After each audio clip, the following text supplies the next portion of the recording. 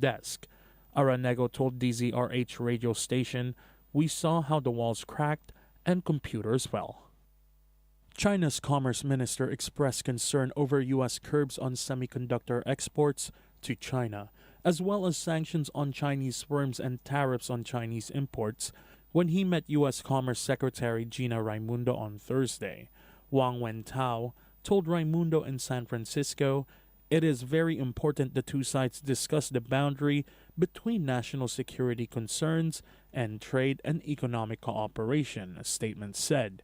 The world's two biggest economies used to be each other's largest trading partners, and while both governments publicly opposed decoupling, China is now trading more with Southeast Asia and the U.S. with neighboring Canada and Mexico. According to China's Commerce Ministry, Wang Wentao expressed concern about the final rules of the U.S. semiconductor export controls against China, sanctions against Chinese companies, two-way investment restrictions, and Section 301 tariffs. Canada, Denmark, France, Germany, the Netherlands, and Britain have teamed up to join the genocide case over Myanmar's treatment of the Muslim Rohingya minority before the United Nations top court in The Hague, the court said on Thursday evening. The countries filed a joint declaration of intervention with the court, formerly known as the International Court of Justice, or ICJ, citing their common interest in the accomplishment of the high purposes of the convention, referring to the 1948 Convention on the Prevention and Punishment of Genocide. German Foreign Affairs official Tanja von Ulsar said in a post on X, "We are focusing in particular on violence against women and children." A UN fact-finding mission concluded that a 2017 military campaign by Myanmar that drove 730,000 Rohingya into neighboring Bangladesh had included genocidal acts. Myanmar has denied genocide, rejecting the UN findings as biased and flawed. It says its crackdown was aimed at Rohingya rebels who had carried out attacks. Kremlin spokesperson Dmitry Peskov said in an interview published on Friday that he hoped President Vladimir Putin would run in the March election for another term as Russian president, a move that would keep Putin in power until at least 2030. Putin, who was handed the presidency by Boris Yeltsin on the last day of 1999, has already been in power for longer than any other Kremlin leader since Joseph Stalin, beating even Leonid Brezhnev's 18-year tenure.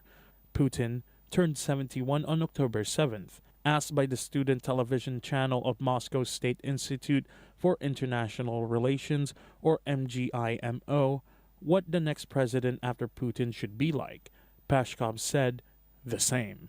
He added, "Putin has not yet announced his intention to run, but I sincerely want to believe that he will do that. I have no doubt that he will continue to be president." Metro Plus weather. It will be very dry and clear overnight. Weather will be cool tomorrow morning, with the minimum temperature will be about 16 degrees in the urban areas and a few degrees lower in the new territories. It will be sunny during the day with a maximum temperature of around 23 degrees. Relative humidity will stand between 25 to 55%. We can expect moderate north to northeasterly winds, fresh offshore at first. The outlook. It will still be cool on Sunday morning. The weather will remain fine and dry, and temperatures will rise gradually in the following few days. Please note that the red fire danger warning is in force. That's the weather from Metro Plus, your Connect. Improving district administration and reforming district councils matter to the well-being of us all and are essential to the good governance of Hong Kong. Candidates who are patriotic and have an affection for Hong Kong and the community, please strive to win the valuable votes from the voters. Voters, please cast your vote on December 10th. Pick your preferred candidate. Let's build a nice and harmonious community together. Cast your vote at DC election on December 10th for a better community. Ang opinyon ng programang ito ay mula sa host at ang kanilang panauhin at di nangangahulugang opinyon ng estasyong ito, Metro Plus AM 1044.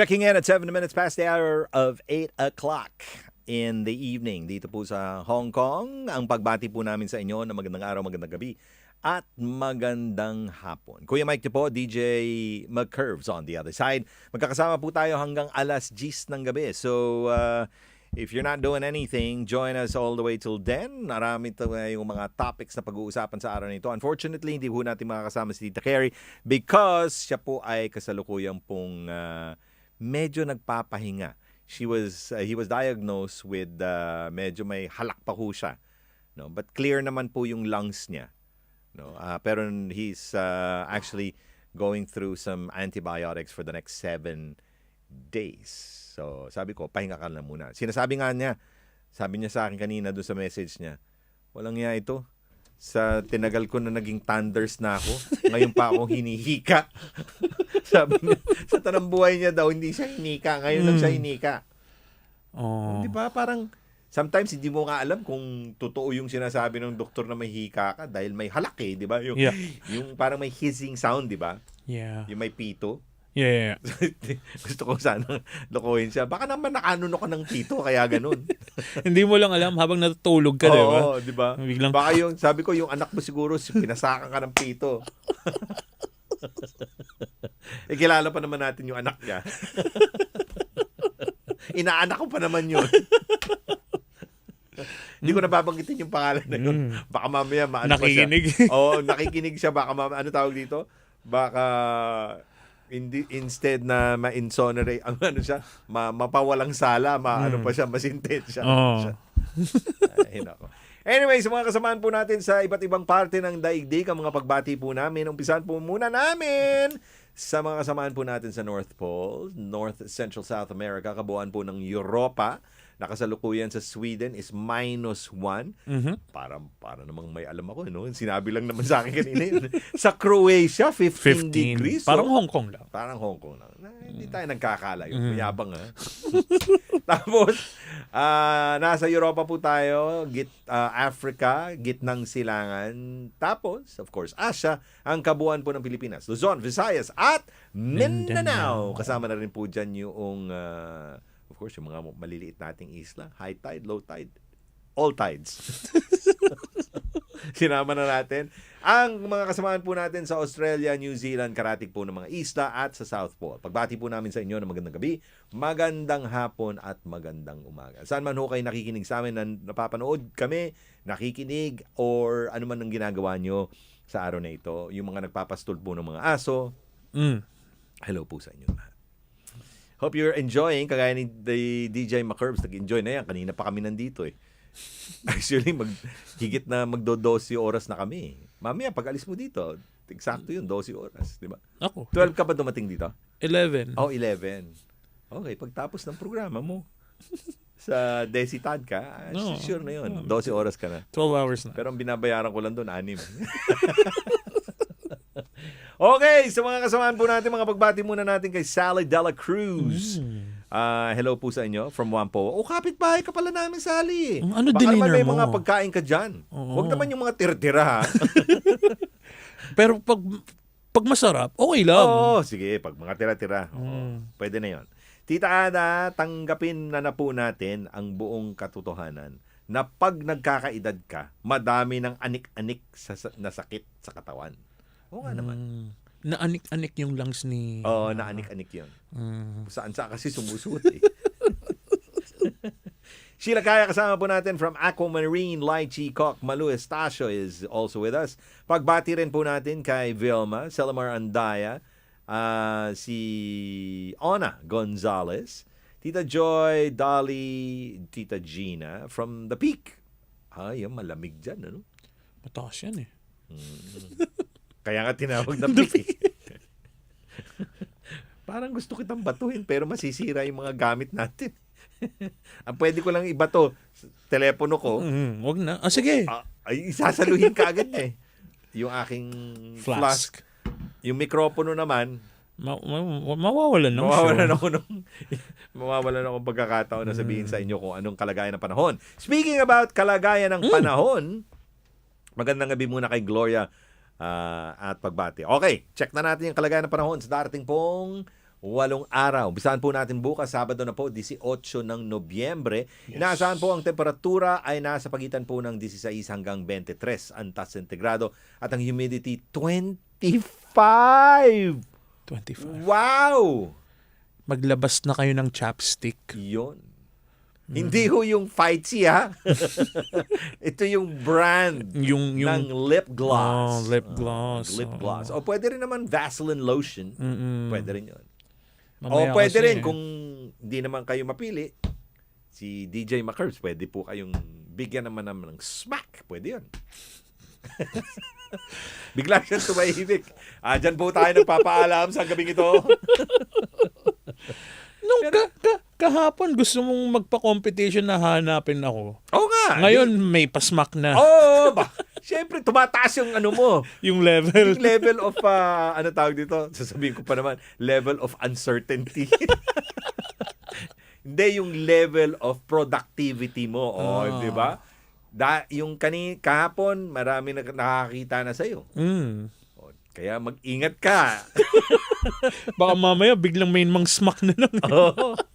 Sabi ni Kuya Mike di ba? So 25 to 55%. Grabe, napakababa niyan.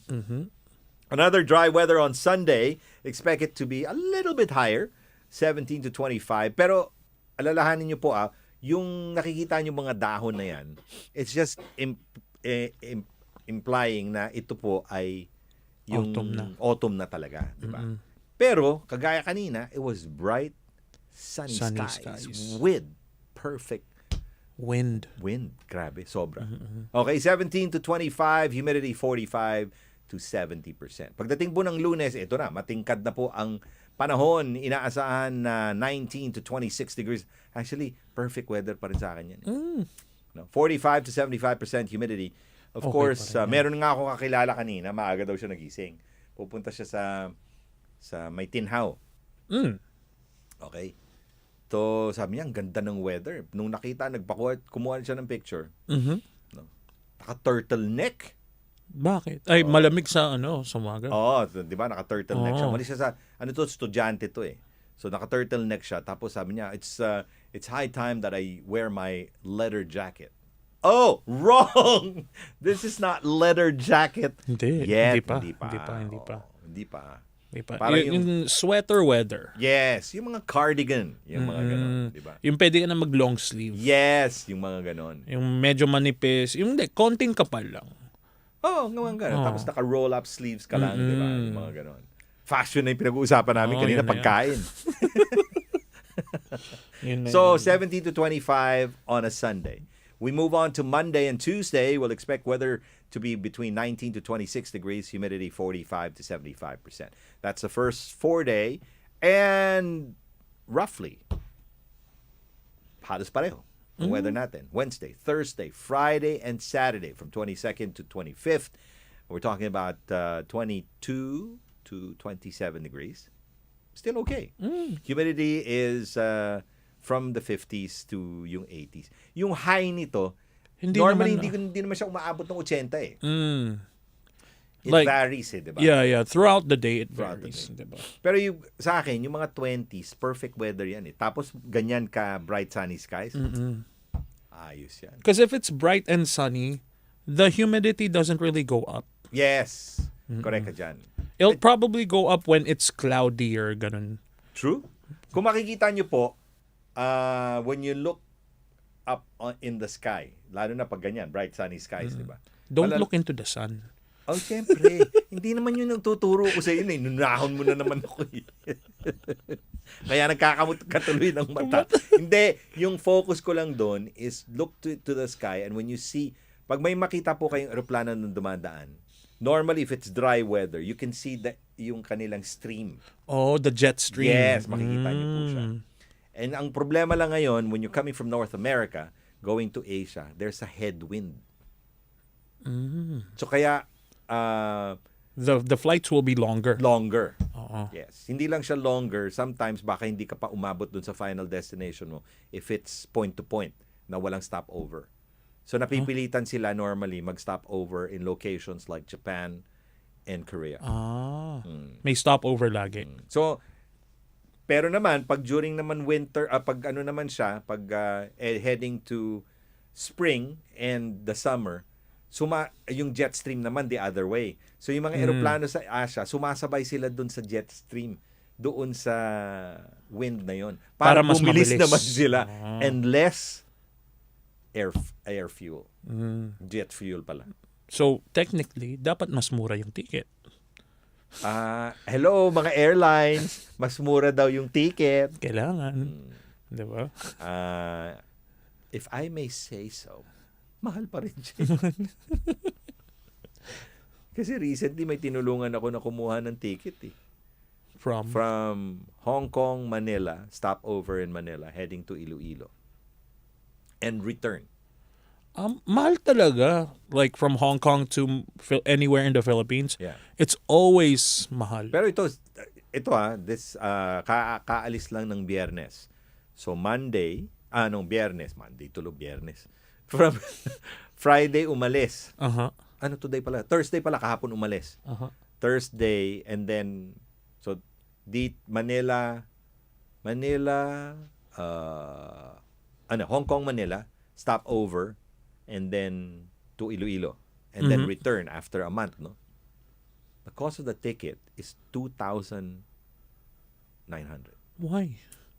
Mahal, di ba? Mahal. And ito yung the ticket to Hong Kong, Manila, Hong Kong, it's relatively okay naman siya. Yeah. Ang mahal yung domestic flights. Bakit? Hindi ko nga maintindihan eh. Ang mahal ng domestic flights. Siguro, hindi pa naman Christmas season. Yun na nga eh, di ba? So imagine niyo po let me just explain to you. Ito ay now pa lang.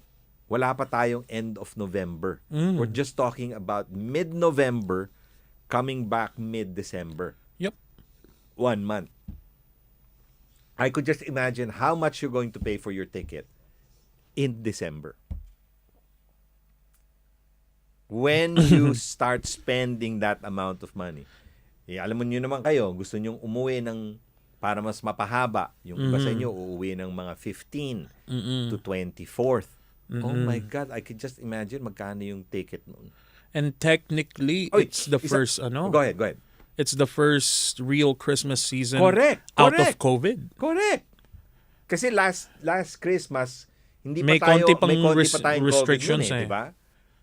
So, just imagine you're going back home to the Philippines at this time. Good luck. Good luck. Kung magkano yung ticket noon. Imaginein mo, ngayon pa lang 2009 na siya, almost 3,000 na siya. Yes, sasabihin mo, Kuya May, pupunta ka naman ng Iloilo. Yes, sabihin na natin. Pero, are you saying to me, kung let's say, ang local flight between Hong Kong, Manila, Hong Kong is, let's say, sabihin na natin 1.5. Sabihin na natin, 1.5, 1.8. Yes. Almost kalahati yung presyo nung local flight mo mula Manila to Iloilo. Lakarin mo. So hindi naman po pwedeng lakarin yun kung naman may mga in between islands eh. By the time na yung maglakad ka doon, pagdating mo ng Iloilo, pabalik ka na kasi isang buwan na eh. Ay, Di ang ba? mahal. Oh, so imagine niyo po kayo kung let's say kayo po ay nasa Mindanao. Mas malayo.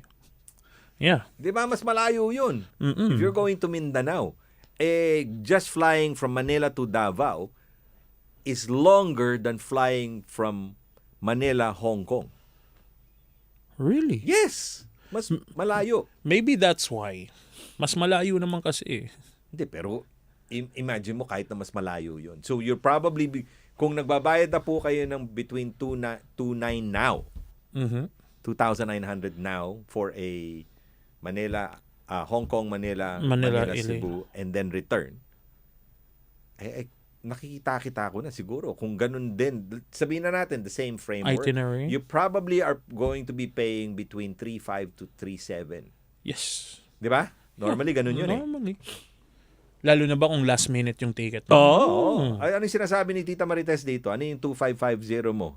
Binibigay mo sa amin? Okay lang yun. Kayang-kaya. Pwede. Pwede na. Pwede. Papapasukin pa namin dito. Pwede pa. Magpa-picture ka pa sa namin, sa Christmas tree namin. Basta ibigay mo sa amin yan, Tita Marites.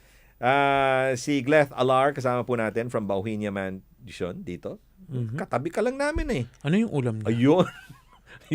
yung mga malalapit sa amin, tinatanong kung anong ulam eh. Si Estela Talisaysay. Hello po sa inyo. Si Corazon Estelides, kasama rin po natin ngayon. Marie Leoncito. Benny Gonzalez, Gitter Donasco. Hello po sa inyong ano. Naku, nawala na tuloy yung binabasa ko. Pagbati rin natin kay, sabi niya dito, kayang-kaya ni Sir Mike yan eh. Massage ang mga anik-anik. Okay. Sabi ni Gilter. Pwede rin. Kung baka gusto niyo magpamasahe dito. Si DJ McCurbs natakot sa akin. Nakatulog ka ba maimbing nun? Noong araw na yun? Pwede na. Pwede na. Masyadong nervyoso kasi ito. Si Abigail, kasama po natin. Helen Siapno is with us too. Si Maria Victoria Mendoza, hello po sa inyo. Get well soon, Tita Carrie. Happy 54th. Saan ba yun? Nawala na naman. Ang bilis kasi magpadala ng mga messages eh. Nawala. Happy 54th kanino? Hindi ko na ano. Hanapin. Tita Babes, hello po sa inyo. Fersaline Lina. Ito, ako po nga, Hong Kong, Manila, then Manila to Bicol. 4,800. Wow. Ito, hanap ko.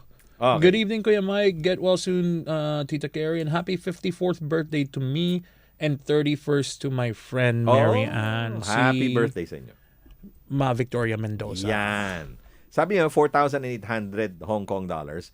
June not holiday po. Expensive po pag merong connecting flight. Hindi ka naman, kagaya niyan, hindi ka naman makakauwi ng tao. So that means ang domestic flights is more expensive. And this is the funny thing.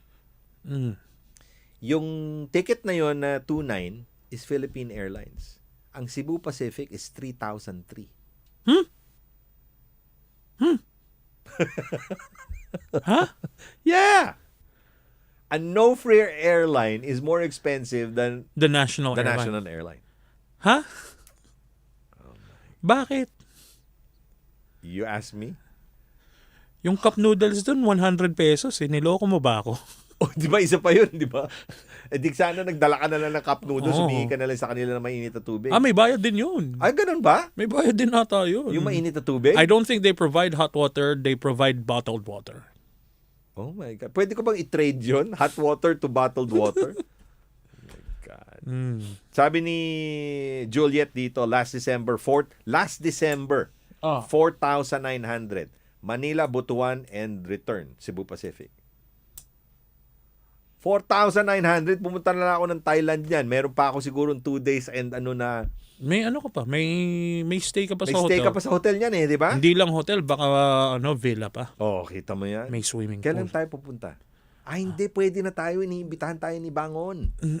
Hindi tayo mag-show doon. Oo. Doon tayo mag-show. Sige. Mawalan tayo ng trabaho sabay-sabay.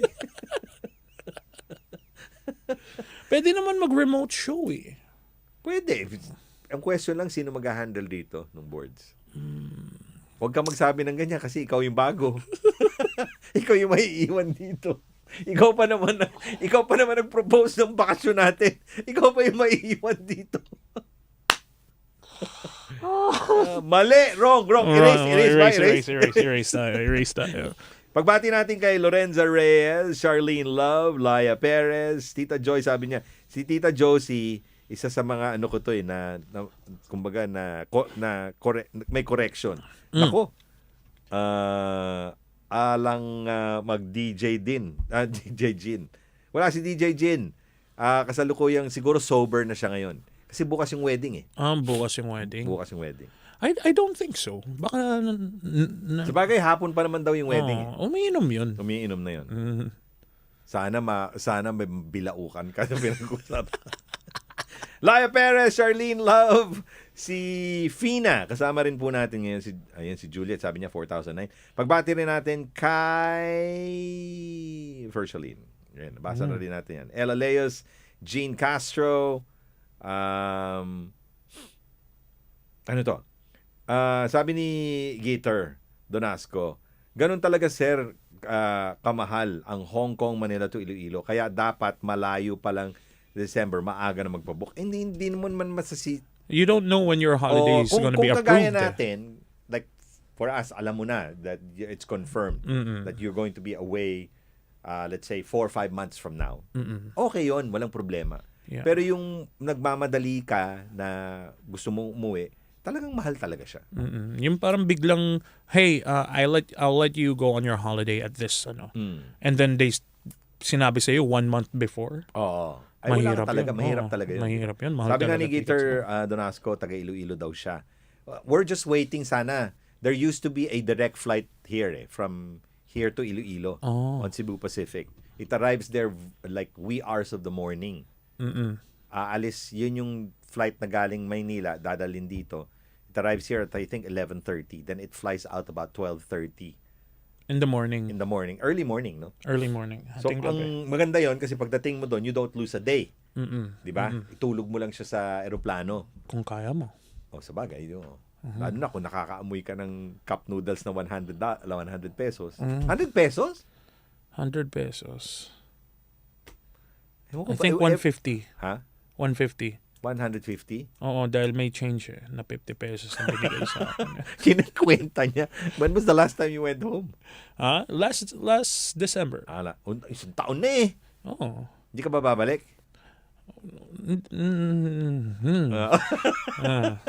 Hindi niya sinasabi. Okay, pagbati rin natin kay buti na lang may direct Hong Kong to Davao. Yes, meron na yan. Oh.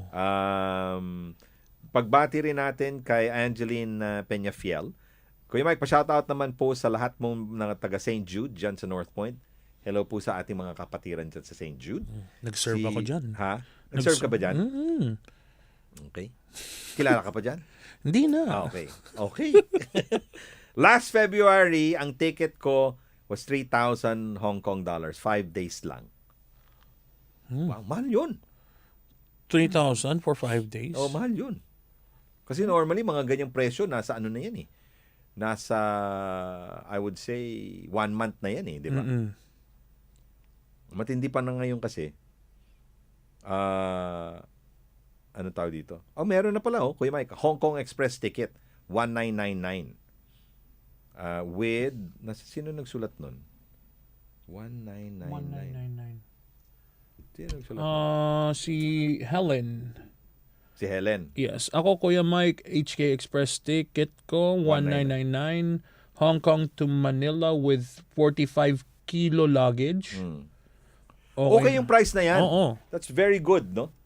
Kailan ka uwi? That's the question. Yun yung question. I know Hong Kong Express is going. The new airline, yung Greater Bay Area, yung GBA, is also starting to fly To Manila. to Manila. Hong Kong Express is actually the no-frill airline ng Cathay Pacific. So that's 45 kilos. That's not bad. It's actually very good. At 1999. Pero yun yung question, when are you leaving, di ba? And how frequent is Hong Kong Express flying to the Philippines? Yeah. Yun, isa pa yun. Dahil when you buy from Cebu Pac, of course, no frills siya. So no kilos ka din. Correct. So yung added sometimes kilos mo. Yung added, yung nakakadagdag eh, di ba? 20 kilos is about, I think you add 300 Hong Kong dollars. So, malaki din yun, ha? Oo. Malaki din yun. And then, sa Hong Kong Express, 45 kilos. Oo. Pwede mong isama yung mga alaga mo, ilagay mo sa... Hindi ba yung sa Cebu pa, ang mahirap doon, you have to be very careful when you book it eh. Kasi may insurance yun eh. At the end, di ba? Yep. Pero hindi mo naman, ayaw mo naman ng insurance. Yung insurance yun, medyo mahal din yun. Oo. So, you unclick that dahil automatic click yun eh. Oo, yun eh, naka-highlight ka agad yun eh, di ba? Tapos biglang pagka in-unclick mo, pagka kinonfirm mo, are you sure you don't want insurance? Hindi ko na kailangan yan, meron na ako. Yun, mismo. Si Rose ni Bakir, sabi niya, buenas noches, lakas daw ng lindol. Tinamaan tayo ng lindol sa may Davao sa Mindanao. Today. South Cotabato. Correct. Si Vicky naman, Duyaw, sabi niya dito, good evening po Kuya Mike. Ako, Kuya Mike, Hong Kong to Manila connecting to Lawag on December 25th. 4,000 275. Uuwi ka ng December 25 mismo. Actually, Christmas Day. mahal talaga siya. Mm-mm. So dati, pag umuwi ka na ng Christmas Day, normally bumababa na yung presyo niyan eh. Kasi Christmas Day ka na. Sad flight yun. So ito, Vicky, kung ganyan ka mahal yan, I can just imagine how much it is before Christmas. Yung 22nd ng December. Oh, yung mga maghahabol ka mula 15th ng December all Check the way. natin yan. Mag-check na siya. Kung sino man yung si swertehin, bibilin daw ni DJ McCurves yung ticket. Bahala ka na dyan. Si Teresa Hontukan, sabi niya dito, last August, umuwi po ako, 3,150 connecting to Panglao. Saan po yung Panglao? Via PAL. Si Heidelin, hello po sa inyo. Oh, Panglao, Bohol. Bohol. Chocolate Hills. Watching from Homantin. Si Angeline Paniel, kasama po natin. Beth Palumayan is also from Kennedy Town. Francisca Bundalian, kasama rin po natin ngayon. Sabi ni Tita Josie dito, ang ticket ko noong March, Hong Kong, Manila. Pagbalik ko connecting flight Lawag, Manila, Hong Kong. 4,300. That was in March. Ooh. Grabe. Sige. Naghahanap ako ng area. Ito, Iloilo. For 15th, 15th ng December all the way. 15th. Oh, sige. 15th, Kasi yun yung normally yan na yung peak eh. 15th tapos 3rd January na babalik. Yung mga ganon. One adult. Gumagawa siya ng itinerary. Last April po, Hong Kong connecting to Tuguegarao. Round trip, 4,600. Oh my God. 16 days. Magkano? Dito sa Sebpak, to Iloilo, 2,100. Pero may yan eh. Sa Cebu Pacific, may... Imagine mo, no frill pa yan. No frill, 2,000 na. Wala pang yan. You don't get to choose your seat. You don't have any luggage. Pero may insurance. Pero di ba mahal na yan? Kasi normally it starts to be mga 900 eh. It should be, 900. Di ba? Until about 1, 2 eh. Yan yun eh. Yun eh. That's the no frills airline. So 15 ng December yan? 15 December, balik 3rd January. 3rd January, okay pa yun. Kasi medyo, you're talking about just a little bit less or a little bit over than 3 weeks eh. Tsaka 3rd of January, wala na masyadong nagpa-fly nun eh. Diba? Anyway. Kaya medyo mura. Itong si Mel, mo nga banggit sa amin, 40 kilos, anong airline yan? Let us know. Si Pia is with us also from TST. Pabalikan po namin kayo when we come back, more of your PTS. Mag-weather muna po kami. Metro Plus weather. It will be very dry and clear overnight. Weather will be cool tomorrow morning, with the minimum temperature will be about 16 degrees in the urban areas and a few degrees lower in the new territories. It will be sunny during the day with a maximum temperature of around 23 degrees. Relative humidity will stand between 25 to 55%.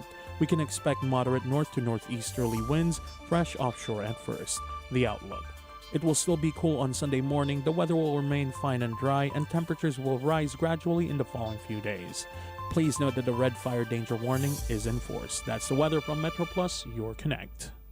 The Chief Executive's 2023 policy address seeks to enhance the growth impetus of our economy and our well-being. We will press ahead with major infrastructure projects and different industries, attract top-notch enterprises and talent, develop Hong Kong as an international hub for higher education, and cultivate local technical professionals. We will promote childbearing and take good care of the elderly. We will protect our health and build our home together. A vibrant economy for a caring community. This policy address belongs to each of us. Para sa inyong kuro-kuro, opinyon at katanungan, tawag lang sa 1-834-100. 1-834-100. Pwede ring i-text, WhatsApp or Viber sa 6641-8811. 6641-8811. O di kaya pwede rin sa aming messenger, PTSHK. That's PTSHK. Isama na rin nyo ang aming email, ptshk1044@gmail.com. ptshk1044@gmail.com. Siya nga pala, check nyo na rin ang aming Facebook community page, facebook.com/PinoyTayoSanman. Balik po tayo sa ating programa 837. Kung matatandaan nyo po, no? We announced it here a couple of weeks ago regarding the chain of supermarkets under the DFI, or Dairy Farm Inc., which actually runs Welcome as well as yung marketplace. Nagkaroon po ng pagsasanib puwersa ang Department of Trade and Industry through their attaché dito, through the consulate, ng pag-feature ng mga Filipino products. Yes. Dun sa lugar na yun. And I was given the opportunity to actually see where these products are, and nakapanayan po natin ang commercial or trade attaché, no? Vice Consul po siya sa ating Philippine Consulate na si Roberto Mabalot. And a couple of OFWs po natin, which I actually interviewed while actually doing the interview sa Welcome Supermarket. Check it out.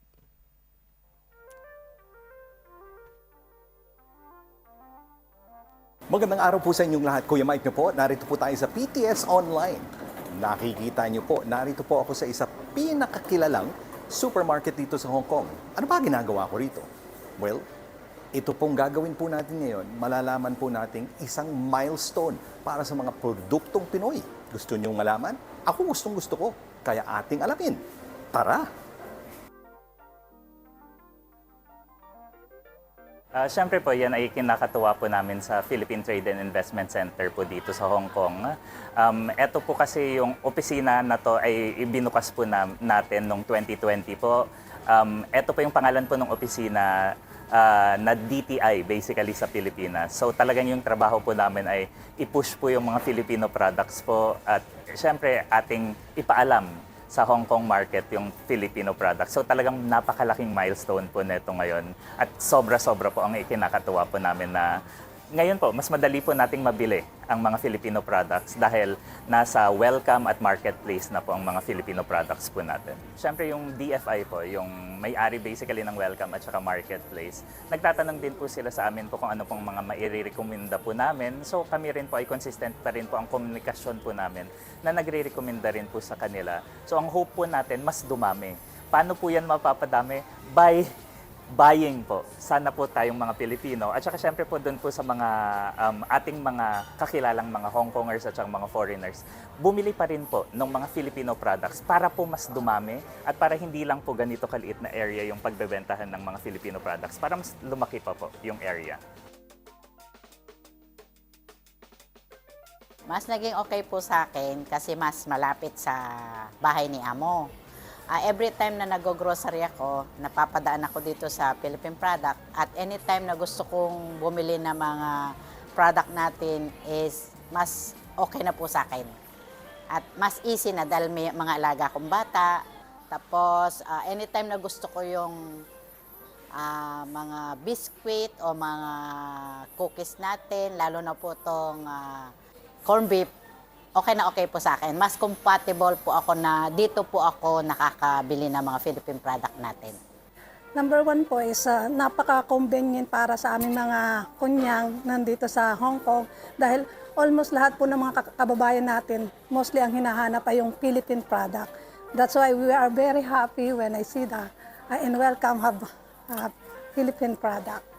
Sabi ko sa inyo kanina, milestone dahil narito na ang produktong Pilipino. Nakikita nyo naman po, from Magic Sarap, Nor Sinigang, Mamasita, Argentina Corn Beef 555. Lahat po kasama po ito dahil sa pagbibigay ng importansya ng ating Department of Trade and Industry. And of course, itong partnership with Welcome Supermarket. and of course, its other branches. Huwag nyo kalilimutan na ito'y nag-umpisa lamang sa maikling panahon. Mukhang hahaba pa ito. So tangkilikin ang sariling atin. Huwag nyo kalilimutan, Philippine products at Welcome Supermarket.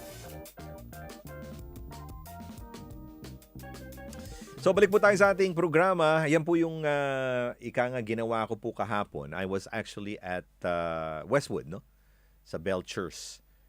Because that was the place na pinili po ng Welcome para puntahan po namin. Napakaganda po nung opportunity, no? It's available already. Sabi nga dito ni Cecilyn, ihina na lalo po ang mga Pinoy shops sa labas kasi available na at any Welcome Supermarket. Kaya mas madali na lang para sa amin. Sabay na rin sa pag-market. Alam mo what's so fascinating about this? Is yung chain, pinag-usapan lang po nila ito, yung short term lang siya. In fact, it should have been only within a period yata of about a week. Ngayon, naiinganyo nga sila. Di ba sabi nga ni Vice Consul, di ba, Mabalot, sabi niya ngayon, tinatanong na sila noong DFI, yung mismong namamahala po ng Welcome at saka ng marketplace, kung ano pa yung pwede nilang i-recommenda. Imaginein mo yun. So ngayon, nakikita nila at naiisip nila na talagang, kasi ano to it rolls on di ba? So kung papasok ka doon the mere fact na alam mong merong Philippine product store doon, na dati kunyari hindi ka hindi mo alam doon, di ba? So pumapasok ka na ngayon doon. Pag nandun ka na, ang tendency mo, hindi ka rin naman bibili ng Philippine product lang. Bibili ka pa ng iba. So nakakadagdag sa kanila, sa business nila yon. Ang kagandahan lang dito, it's ano na nga siya, convenient na siya. Hindi ka na pa luluwas doon sa mga iba't ibang lugar para lang makahanap ka, no? One of the ladies na hindi na ayaw magpa-interview. Tinanong ko siya, sabi niya, alam mo na ba? Oo, alam ko na ho yan. Tapos sabi ko, ano bang sa tingin mo kung ano yung favored sa'yo nung nagbukas dito sa Welcome? Sabi niya, actually, mas siya, hindi sa mas mura siya. May mga produkto, syempre, nagva-vary yan. Yeah. Hindi naman parehong produkto yan. So may mga nagva-vary siya. On average daw, mas mura siya kesa doon sa mga Philippine product stores. Dahil this is a direct direct import, right? Instead of those parallel imports that the outside Filipino product stores diba? do. So diba? mismo yung kumpanya, yung mother company mismo nung mga supermarkets na ito, yun ngayon ang nagdadala na dito. Yes. At saka pili na po siya. So yun, I mean, ang ganda po nito nakakatuwa po. Tama nga yung sinabi ni Vice Consul. Nakakatuwa siya talaga because you will end up feeling, ulitin ko lang, you will end up feeling really prouder na dahil nakikita mo yung mga produkto products mo. Ito ngayon yung kwento Kwento lang ito ng isang kasama natin dyan na interview natin. Hindi ko na babanggitin kung sino siya. But what is so amazing about it is this. Yung dati naglalagay siya ng betsin or yung monosodium glutamate, MSG, di ba? MSG. So naglalagay siya noon. Ang ginagamit niya is yung chicken powder. Nagko-complain ngayon yung kanyang amo dahil pag nag-aano daw siya ng chicken powder, okay? Ang nakakatawa is this. Natutuyo daw yung lalamunan ng employer. Okay, medyo papanig tayo doon sa doon sa isang produkto. Hindi ko kami binabayaran dito Gusto ko lang sabihin sa inyo. Abunado pa kami dito. Pag nagsalita ho kami dito, abunado kami. Ibig sabihin nun. Ang pinalit niya, yung magic, sarap. Di ba? Pinalit niya yun. Naku, gusto na nung amo. Dahil di daw na, yung kumbaga, hindi nagdra-dry yung ano niya. At di ngayon, sabi niya ngayon, so anong ginagawa mo? Ayun ho, inuutos sa akin. Di pumababaho ako ng Welcome. So yung pag-i-introduce natin ng produktong Pilipino sa greater population ng Hong Kong. Yes. Hindi lamang yung mga lokal dito, kung hindi rin yung mga banyaga na nagtatrabaho dito.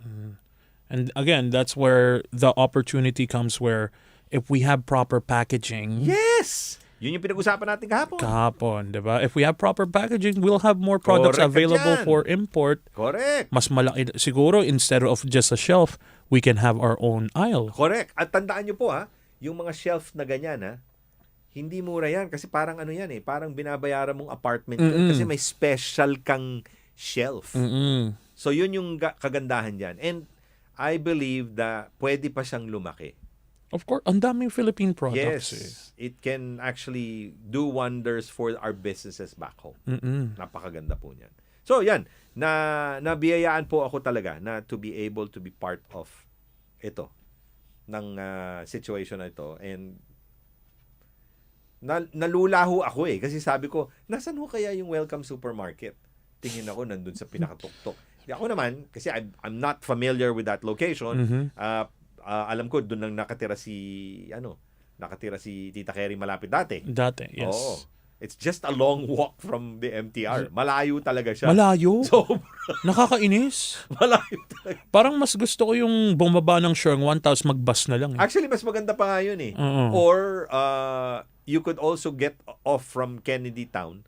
Parang mas maganda pa yata yung lakad na yung pabalik. Yung lakad, diba? pabalik, oo. Kaysa yung doon sa baba, ang haba talaga. May promenade din sa Kennedy Town. Maganda din. Kita mo, mahilig na kami sa promenade ngayon Siguro one of these days, dalawa kaming ni DJ McCurds, isasamahan ko siyang mag-walk the dog.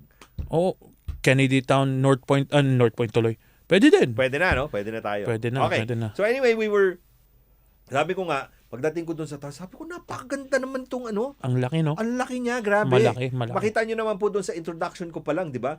Yung merong fruits. Napaka-colorful, may mga bulaklak pa siya doon sa harap. Imaginein mo yun, napakaganda po ng na yun. And sabi ko, this is really a huge branch. I think that might be their biggest. Probably. Yung sa Causeway Bay ba yung 24 hours? Maliit pa yun no? Maliit pa yun. Kasi ito, high ceiling kasi siya High ceiling Tapos, it's very bright. Oo. Tapos ikaw the aisles are nga, sabi mo nga, parang iba na yata sila, nag-renovate sila. Parang they changed the front. Yes. Dahil it used to be just like a normal welcome, pero the difference is, the ceilings are high. Tapos when you enter, it's the fresh food area, yung meat, seafood. But they didn't have that fruit area. Wala dati. It was right beside the live fish. So dati katabi maliit sila lang yung mga prutas. Grabe, laki-laki. Ang laki. Nung exposure nila. Anyway, sabi nga dito ni Irene Dionisio, napakain po sila amo ng sinigang na hipon o karne. Ayan mo, nag-uumpisa na. 'Di ba? So yung it's a great sinigang opportunity na may introduce po natin. Sabi nga dito ni Carrie, lagi po akong bumibili ng Philippine products po kasi gusto ko ng mga amo po, lalo po yung saging. Yung saging, hindi mo naman matatanggal yun Even yung dito sa mga Japanese stores na nagbebenta ng saging na may may labeling sila na Japanese. Yung original nung saging na yun is actually from the Philippines. Pero pinackage lang sa Japan. Pinackage lang sa Japan. Hindi, malamang pinackage din sa Philippines yun. Nilagyan lang ng ng sticker. ng The sticker, ng, if you read the fine print, nakasabi doon, made in Japan. Tapos may asterisk yung sticker. Yun. Yung sticker. Okay yun Okay yun. Only the sticker pala yun. Ay, nako. Okay, tuloy-tuloy tayo sa ating programa. Yun yung isa sa mga gusto nating talakayin dito. Another thing na gusto kong talakayin is mag-ingat po tayo, there's a bed bugs issue. Okay? Pag sinabi natin bed bugs, it's not just the beds that are affected by it. Nakikita nyo na po, may natagpuan sa Airport Express ng MTR, may natagpuan po sa bus ng Buses, KMB. yes. So people, nagfo-fumigate na po sila ngayon. Oo. Okay, they're starting na, and of course, hindi natin maiiwasan yun sa atin dito sa Hong Kong because there are so many travelers that come in and out. So, yun po yung magiging problema. Now, ito rin po ang gusto kong ibahagi sa inyo. Lalong-lalo na kung kayo po ay nasa mga boarding houses. You can speak about this. So, kinakailangan you have to create hygiene. Okay. Tahimik na siya. Oo na. Oo, 'di ba? So, yun lang pong gusto kong alalahanin nyo. It's very difficult na kasi kailangan malinis kayo, 'di ba? Yep. So, your bed sheets are clean all the time. You can't like sit on it for Months. a month na hindi ka nagpapalit, 'di ba? Lalo na yung kumot, yung mga ganon, So, lalo pa naman itong mga bed bugs na to, they thrive Off of that kind of condition. correct. Yung medyo darkish siya, na medyo mainit-init siya, na Medyo humid. humid ang dating, 'di ba? They like that. Sabi nga ni Tita Maria mo, dito na rin sa Sweden, meron ng surot. Umangkas yun. Libre pa masahin niya. Pero negative one naman doon eh. Siguro nilalamig siya. Nilalamig na siya. Huwag mong bigyan ng kapote or sweater, bayaan mo siyang mamatay. Pero yun yung gusto nila. They also go into coats, dark places. Yes, 'di ba? At hindi mo siya mapapansin kasi normally ang niyan, bulsa. Yung mga talaga inconspicuous locations. Spend. So ingat lang po tayo, no? Lalo na yung mga nakatira po sa sa mga boarding houses. Tandaan nyo, you normally go to the boarding houses, may mga kwarto-kwarto kayo yung nirerentahan, nakikitulog po kayo dun sa mga kama-kama na ganyan. Not that I'm saying na hindi po kayo malinis. Yeah. But the question is, pwedeng may nagdala dun. Unfortunately, ganun din. It's like no matter how clean you may be, Correct. if you're in a boarding house, you're living with other people, they can bring bed bugs into the area and then wala na, infested na yung Infested na yung area na yan. Oh. Kadalasan din sa mga ganyang sitwasyon, let me also remind you, sometimes wala namang tao doon during the weekday, tapos sasabihin ng may-ari o yung landlord ninyo, hindi, wala yan, okay lang yan. Ay, hindi naman sila magpapa-fumigate. Oh. 'Di ba? So, make sure na sabi nga ni Cecilyn dito, yung mga singit-singit. Oo, walang pinipili yan. Pag nakadampot o nakadapo yan sa isang area na they feel Na safe sila. Yun na yun. That's And kasi they're fast multipliers eh. Very, Very, very fast. very fast. Tapos grabe pang mga gat yan. Traidor mga gat yan eh. Nakabanas. Mukhang nabiktima ka niyan ah. My last place, yes. Meron Meron. Because I was living in North Point. Oh. Tapos I was in a boarding house. Tapos what happened one day was nag-flood yung Yung boarding house? yung boarding house. Oh. Tapos water came into my area and I don't know, biglaan na lang eh, like may kumagat sa akin. Usually pagka summer, hindi naman ako mainit eh. Hindi ako nagtatop. May kumagat sa likod ko. Ano yun? Nagising ako. Masakit. Masakit. Oh. Tapos sabi ko, buwisit na lamok na to.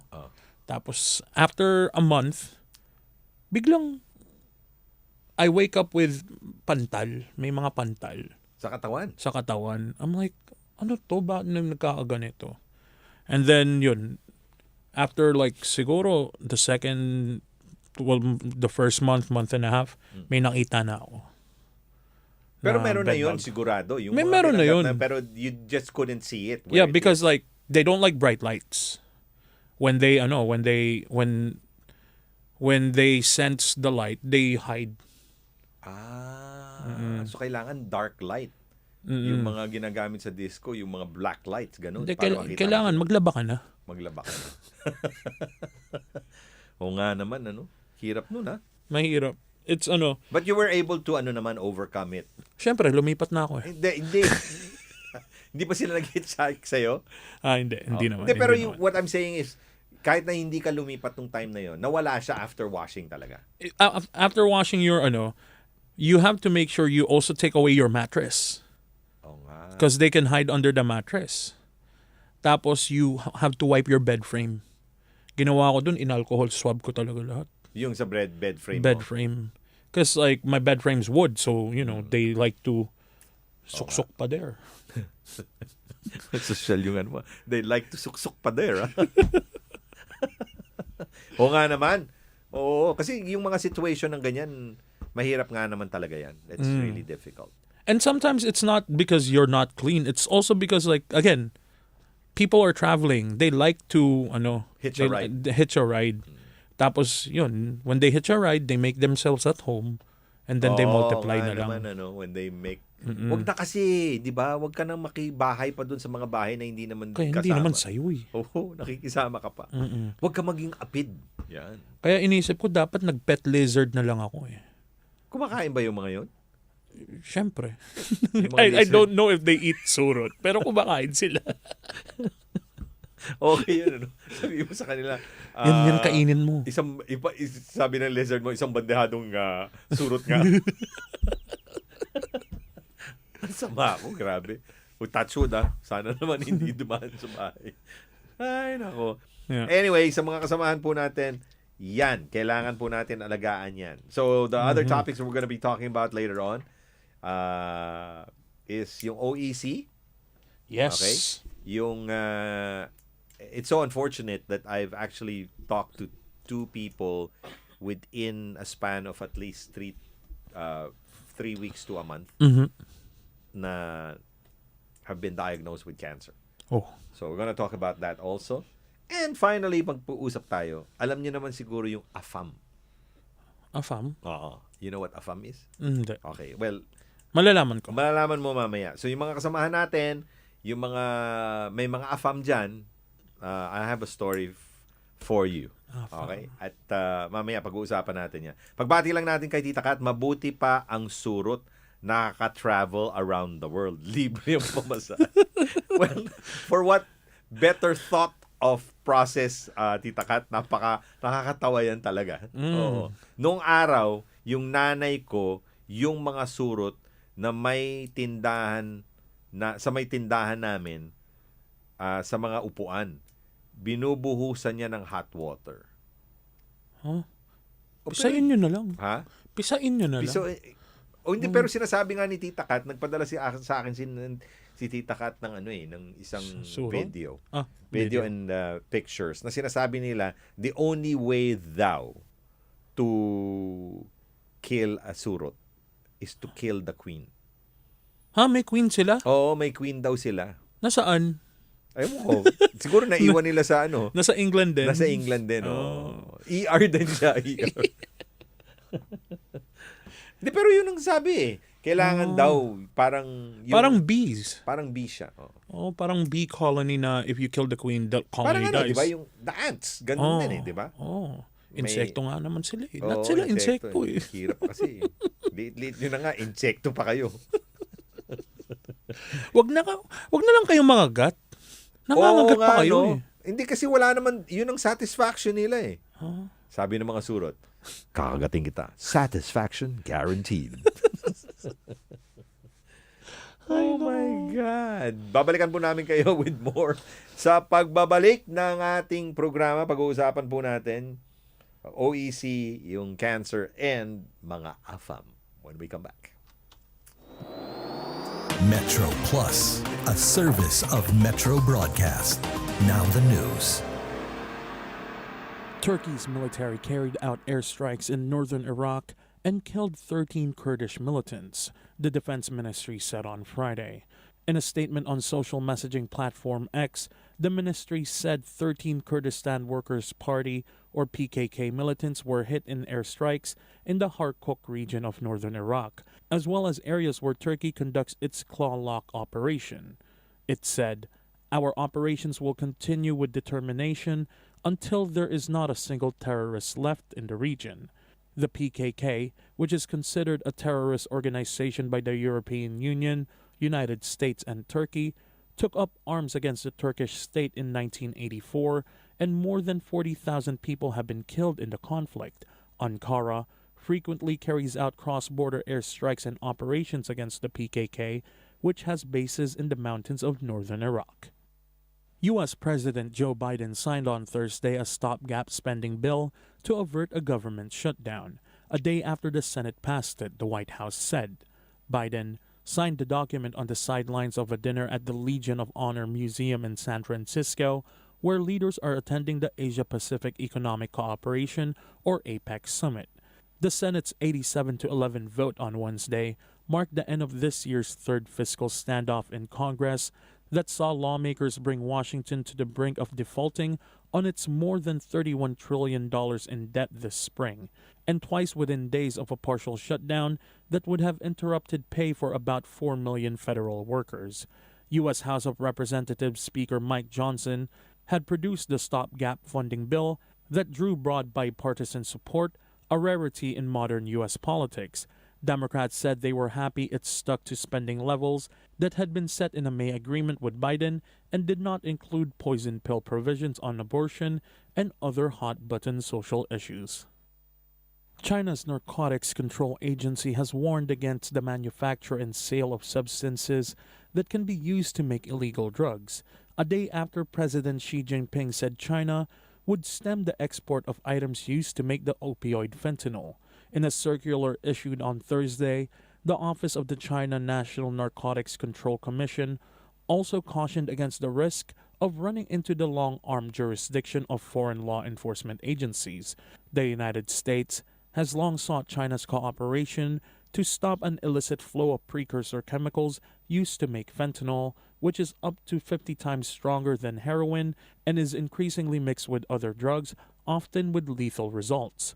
At their summit on Wednesday in San Francisco, Xi and U.S. President Joe Biden agreed China would stem the export of items related to the production of fentanyl.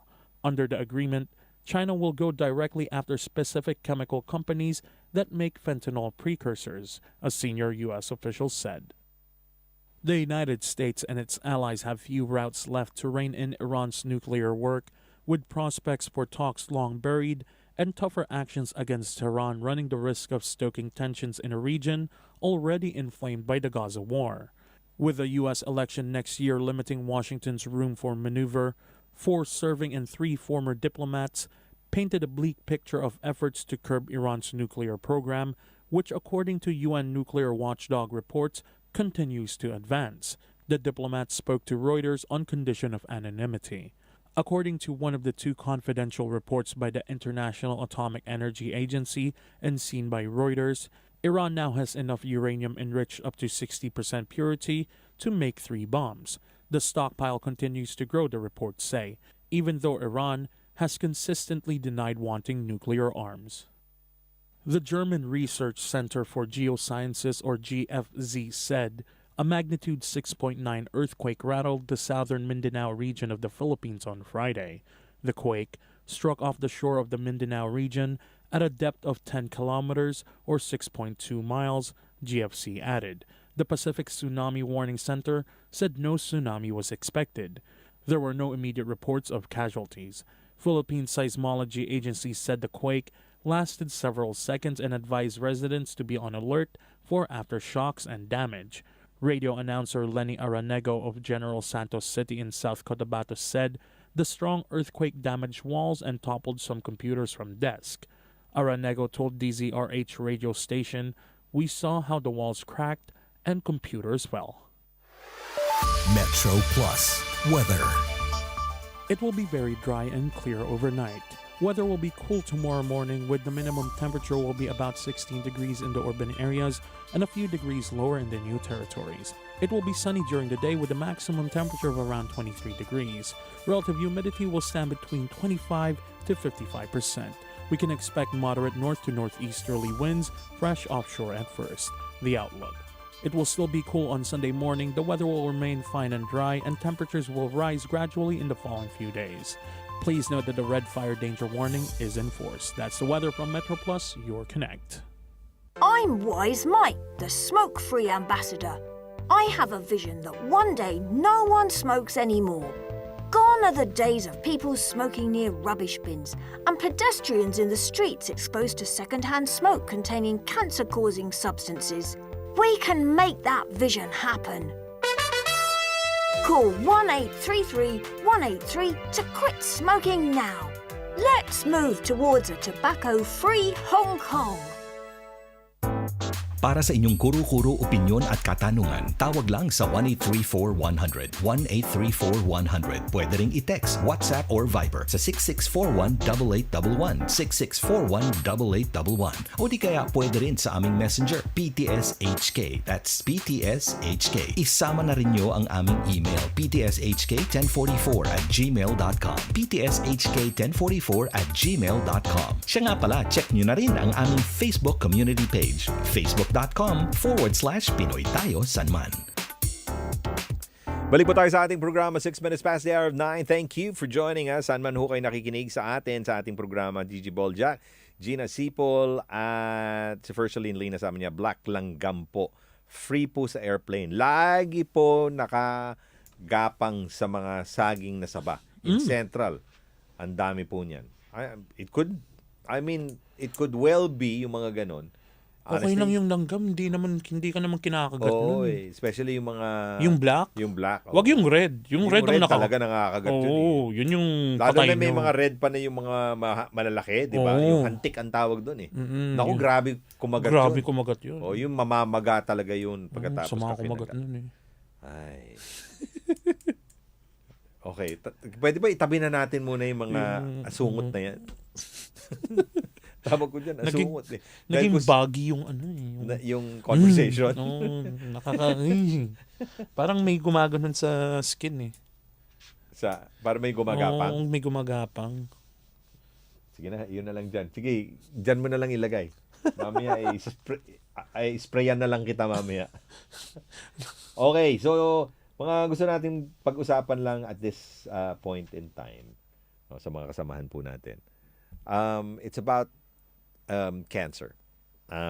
It's the big C. I don't want to sort of go through that conversation with you guys, but I think it's just the narrative calls for it eh. No? Napag-usapan po namin ito when I visited the Philippine Consulate recently. And of course, sa pangunguna po ng ating Overseas Workers Welfare Administration or OWA na pinangungunahan po ni Ma'am Dina. I kind of believe that it's something that we really have to talk about.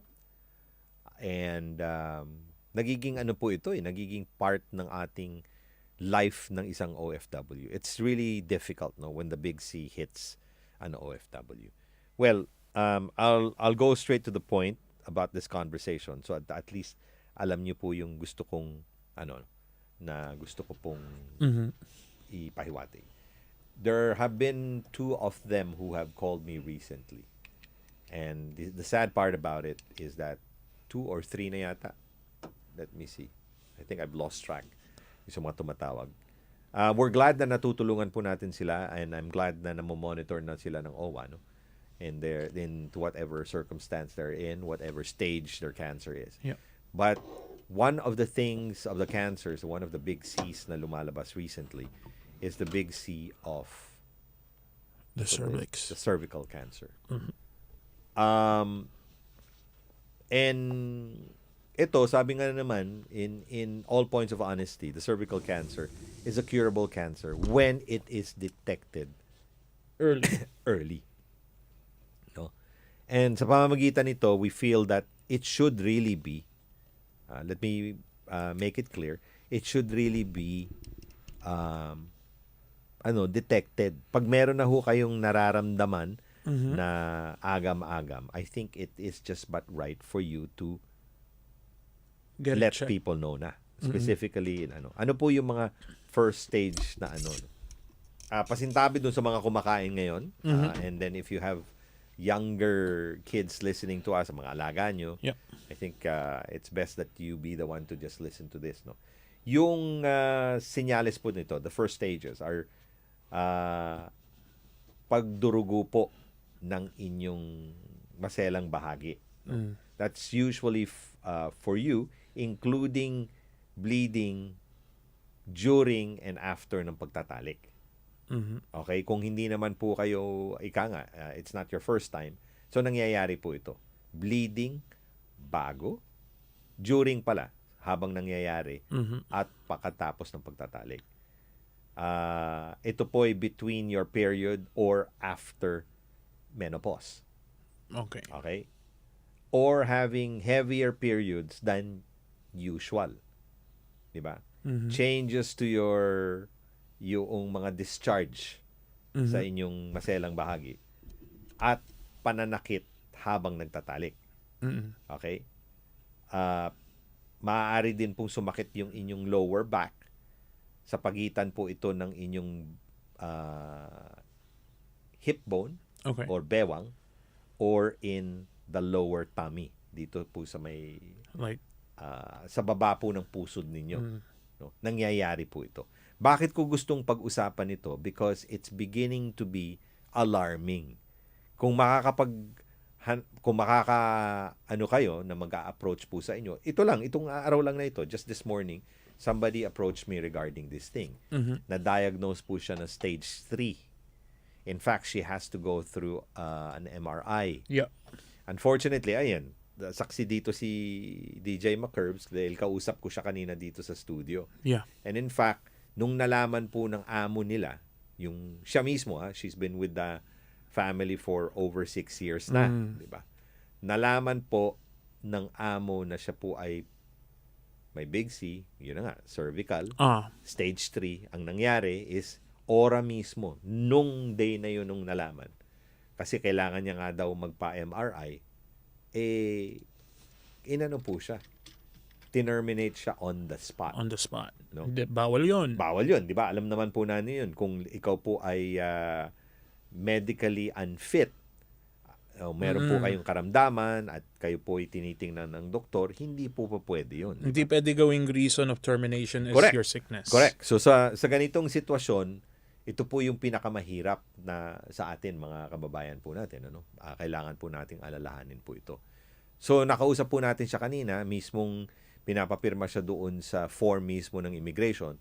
Doon sa mga termination kasi form ng immigration. There's two sides yun the left side and the right side. Yung left side doon, yung reason ng employment na terminate from the employer side. From the employer side. Yeah. On the right side is from the employee side.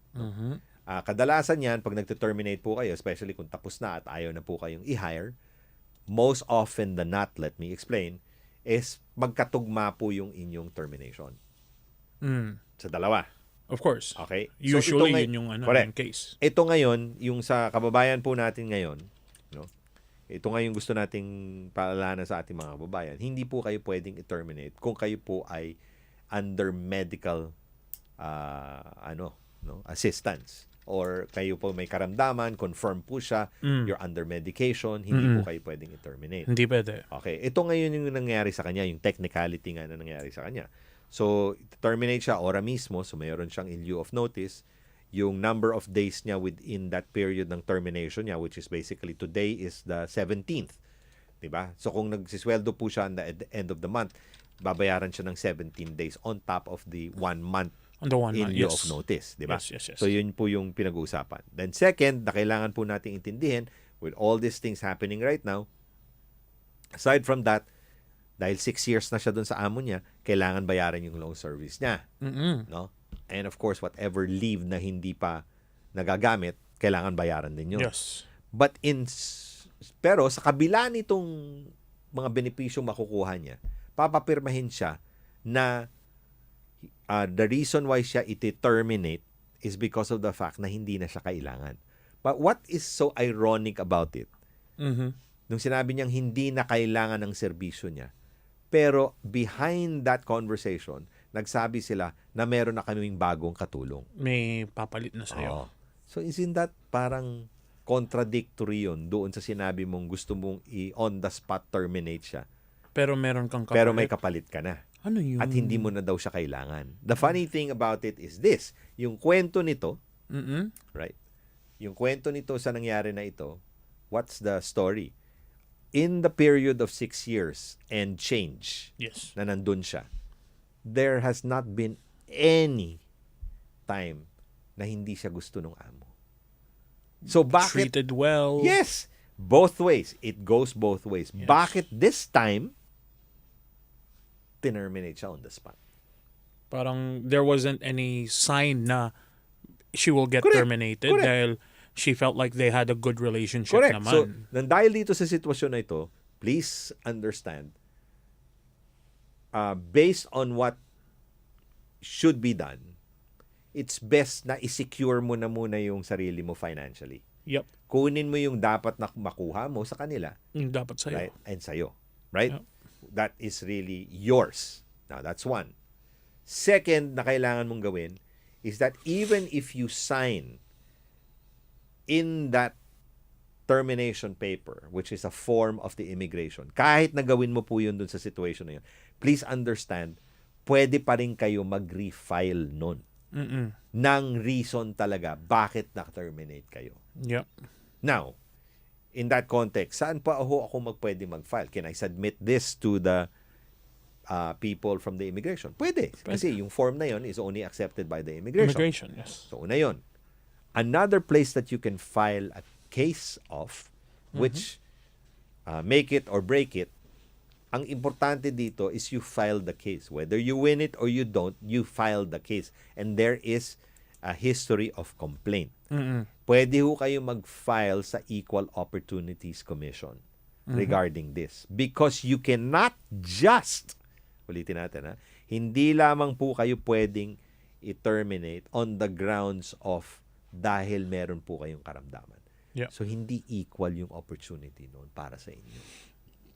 Okay? So, yun ang kailangan po nating alalahanin. Huwag ho tayong magbaback out doon. Yep. These are information that you need to be aware of. Or meron po kayong mga kaibigan na may mga karamdaman ngayon at na nag-iisip na at na may nararamdaman na kayo na baka tanggalin kayo sa trabaho.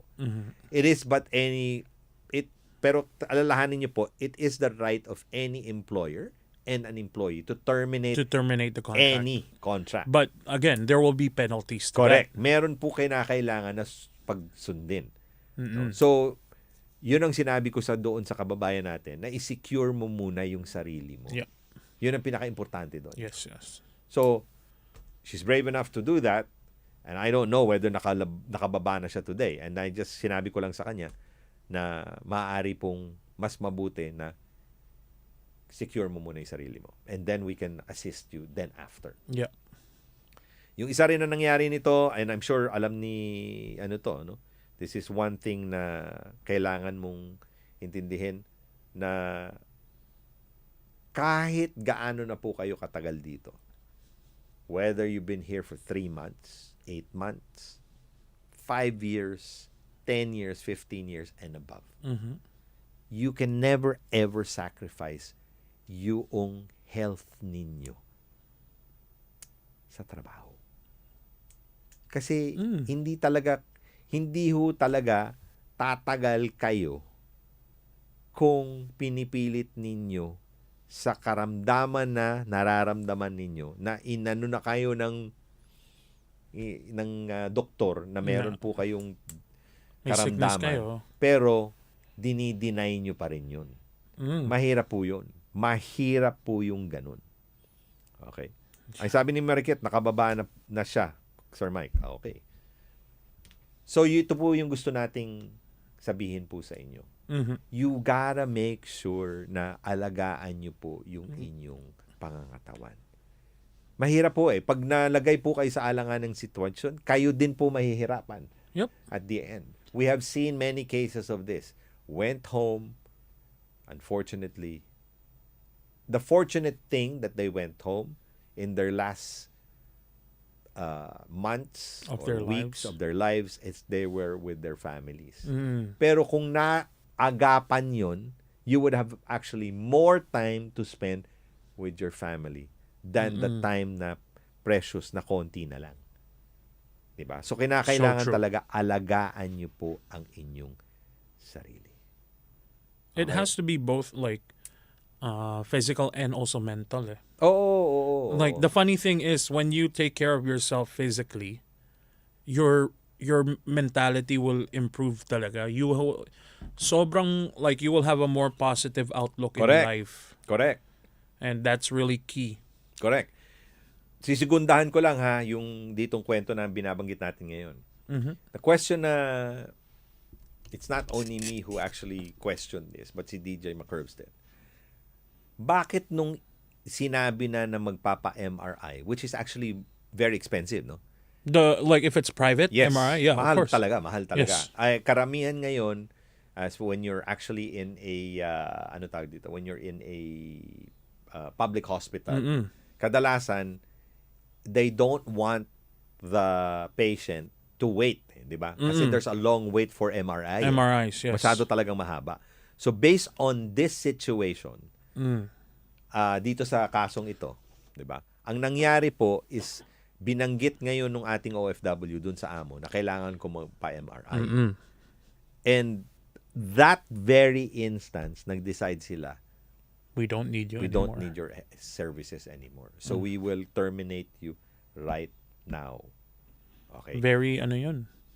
Suspicious. Oo, very suspicious. Kaya nga nag-isip kami, kasi kung meron kayong insurance, The insurance will the pay for it. insurance can actually cover for that. May maaaring, take note, I'm not saying, that it depends on the insurance that you buy. Yes. It could also be na may ano po nila yan, co-pay. Meaning, the majority of the cost will be incurred by the insurance company. Ikaw siguro, you'll probably pay between 20 to 30%. So if yung cost ng MRI is 10, you'll be paying 3,000. Okay? So yun. That's the whole thing. So, where am I driving at here? Yung driving force dito is kinakailangan alam nyo na meron po kayong insurance. Na-discover namin, while inusisa po namin itong insurance na to, I backtrack dun sa kanyang pinagdadaanan. Di ba? Sinabi nga niya, sabi ko, nung kasakit ka ba dati? Binabayaran ba ng amo mo yung mga visits mo sa doktor? Sabi niya, ang nangyayari po nun, kinukuha lang po sa akin yung resibo, pero kinukuha nila po yung resibo, pero hindi nila nire-reimburse sa akin yung binayaran ko. Yeah. Okay, give me an example. Sabi niya, nagbayad ho ako kamakailan ng 400 na para sa gamot. Para sa gamot. At of course, yung kanyang consultation dun sa doktor. Sinabi niya yun dun sa amo, ang ginawa ng amo, kinuha lang po yung resibo, pero hindi ibinalik yung 400. There are two, like we discussed, there are only two possible outcomes there. Correct. Either may insurance siya, tapos binulsa ng amo yung nakuha nila sa insurance, which is illegal. Or wala talaga siyang siyang insurance. Which so, is, ano yun? That's against the law. Labag sa batas yun kasi kinakailangan po kayong may mandatory insurance. Yes. Yun lang po gusto ko sabihin sa inyo. You have to cover such a situation. So, kagaya ngayon, nakababa na siya. Inilapit din natin ito kay Ma'am Cynthia today, which unfortunately dapat nandito siya. We just miscalculated again. One of those days na we miscalculated the dates. But like what we have mentioned earlier, you have to know your rights. But before going through the rights level, i-secure nyo muna po ang inyong sarili. Importante po yun, ha? Kung meron na po dyan, meron na nakasaad na may matatanggap na po kayong long service, and so on, so forth, plus, minus, and so on, get it. Kunin nyo muna. Baka magtatanong kayo, tatanungin nyo sa pero pag kinuha ko na po yun, hindi na ba void yung sakali man o wala nang visa yung aking pagko-complain? Meron pa rin. Ako sa akin, the most important thing is kung hindi man nyo makuha yung hustisya based on that, the mere fact na meron po kayong complaint. Doon sa pinagdaanan ninyo, may merit na po yun. There will be official record. Correct. And then the people who are going to be hired in the future or looking at potential employers, they'll find out na, may complaint pala tong employer na to. Baka ma-blacklist pa sila. Correct. Yun po yung dapat natin pagtuunan ng pansin. Sabi ni Annalisa, kaya mahirap talagang pag nagkasakit ka dito. Po sabi ni Lisa Stoney, ang card ko ng insurance ko nasa akin po talaga. Yun lang ibinibigay sa doktor. Yeah. That's it. So yun po, no? That's one of the things that we have to be looking forward to. Coverage for your health. Yep. Okay? Number 2, bago tayo dumako, ihuli ko na yung AFAM. Okay? So Ini-excite yung pa ako. it's about OEC. Yes. Okay, OEC. Alam natin, I did a vlog about this, and as I said, yung DMW app, which is vital for all OFWs around the world, who have been recruited through the Philippine Overseas Employment Agency. You are with no doubt that kailangan mag-download po kayo nung OFW mobile app. Yep. Okay. Through that mobile app is you can actually put all the information over there through its connection through e-registration. Yes. Okay. So doon sa basis na yon, yun na po yung ginagamit natin, yung OFW Pass, which is inside the DMW app. Yun po yung ginagamit natin as a replacement for OEC. But because of its maintenance, and they're not sure when it's going to be up and running again, whether they have changed the server or added more servers for that matter, nagkakaroon ngayon ng aberya. Okay, so ano yung aberya nito? Yung aberya nito is technically hindi kayo nakakakuha ng clear QR code na green siya. Okay, yun yung nagiging problema. In fact, hindi pa nga ikaw umaabot doon.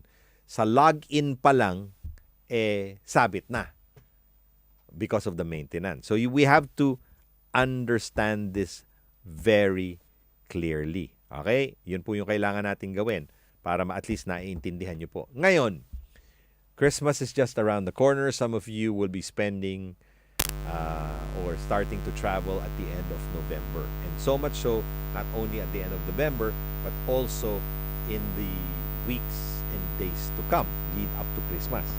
Okay?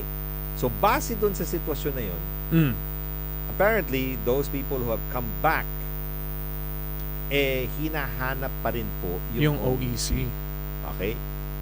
So, alam naman po natin that based on the final information na ibinigay sa atin ni Ma'am Toots before pumanaw po siya, is that OEC is already free. Aside from that, the OEC corresponds directly proportionate to the term of your employment. Your contract. So, based on dito sa Hong Kong, kung yung nakakuha na po kayo ng panibagong kontrata, yung OEC nyo starts from the day the implementation of your contract all the way to the end, which is basically 2 taon. Within that period of 2 years, you don't have to get any more OECs kasi that will be the one to cover you for the rest of the time. Diba? Yep. So, dating na yun. So, ang pinakamabuting gawin, may ugong daw. Tumayo kasi ako eh. Ganun ba yun? May ugong daw na saan? If there's ugong on the baka yung pagkabit nung hindi ko kasi marinig eh. May ugong nga siya. May ugong nga siya. Yeah. Okay.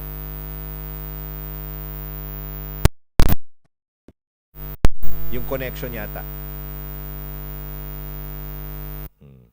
Okay. We're gonna try to fix this as soon as we can, no?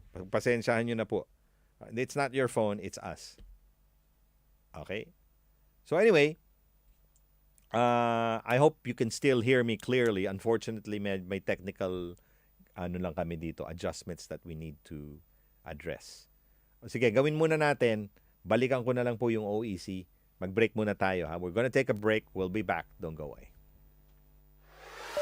Metro Plus weather. It will be very dry and clear overnight. Weather will be cool tomorrow morning with the minimum temperature will be about 16 degrees in the urban areas and a few degrees lower in the new territories. It will be sunny during the day with a maximum temperature of around 23 degrees. Relative humidity will stand between 25 to 55%. We can expect moderate north to northeasterly winds, fresh offshore at first. The outlook. It will still be cool on Sunday morning, the weather will remain fine and dry, and temperatures will rise gradually in the following few days. Please note that the red fire danger warning is in force. That's the weather from Metro Plus, your Connect. We believe our youth have the potential to create a brighter future.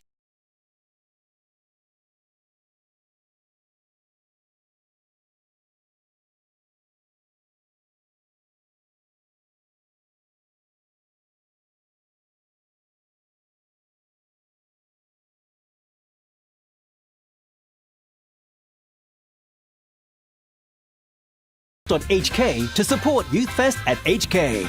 Ignite Youth Power.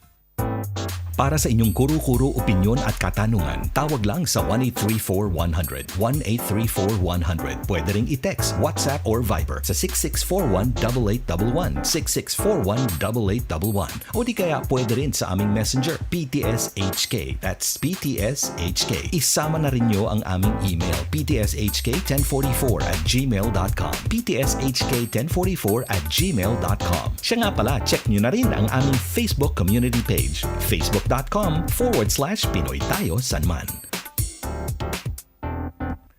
Balik po tayo sa ating programa. It's 9:32. Pasensya na kayo. Nawala tuloy. Hindi, okay na. I hope, give me a thumbs up if the sound is already clear. 9:32. So we'll go back to the OEC na pinag-uusapan po natin. So ngayon, I think there's something like some sort of a lost in translation. Again, Philippine government efficiency is something that we have to improve. So based on this particular matter, dun sa efficiency, let me just go through the process. Na dun sa yung nagkakaroon ngayon ng loss in translation because maybe yung mga circulars na galing sa DMW hindi talaga na-i-implement ng hindi po siya na-i-implement ng mga kasamahan natin sa immigration. Yeah. Okay. So ngayon, to avoid such a thing, ang akin lang po, kasi may mga iba na nagbibigay sa atin ng information, pinapapunta ngayon sila from the immigration nito from the immigration na nakapila na kayo, pinababalik po kayo sa OWA. Okay? Alam niyo po kung gaano kalayo po yung OWA desk from the immigration. I'm just looking at this as Terminal 3. Malayo siya. Technically, babalik ka ulit doon sa counter ng airline and then lalaktaban mo pa ulit yung railing nila doon and then nandun po siya. So, maaantala po kayo. Yeah. Okay. Layo nun. So, ang gawin na lang po natin because the e-registration is something that you can easily access bago po kayo umalis dito. Okay? You can access it through your phone, you can access it through a computer, and go through, kagaya ng example na yun, create a screen capture or a printout of your OEC from Balik Manggagawa on the e-registration. Doon na sa app mismo. Para meron po kayong kopya nun. So, sakali mang, assuming nag-activate na yung OFW pass, pero hinihingan po kayo ng OEC. At least meron po kayong picture copy. Di ba? So kahit nasabihin mo na, ito, si Eileen o Gaire, ikaw yung mga naswertehan na bago nag-maintenance, ay nakuha nyo po yung pero humihingi pa rin yung yung tawag dito, yung immigration, Philippine immigration, sa mga airports, sa mga paliparan. So ako, to avoid the uncertainty during the festive season. Ayaw nyo po masira yung mood mo sa pag-uwi nyo at pagbalik nyo dito. Mas mabuti na pong meron po kayong hawak. Either a print copy or a mismong screen capture copy. Kahit na meron po kayong OFW app. Yun. Tandaan nyo po that it is free na. Wala na tayong binabayaran for the OEC. So you don't have to pay anything for it. It's just that, again, until this is fully implemented, which I don't know when, according to DMW and according to our MWO dito, or Migrant Workers Office dito, it's already been implemented.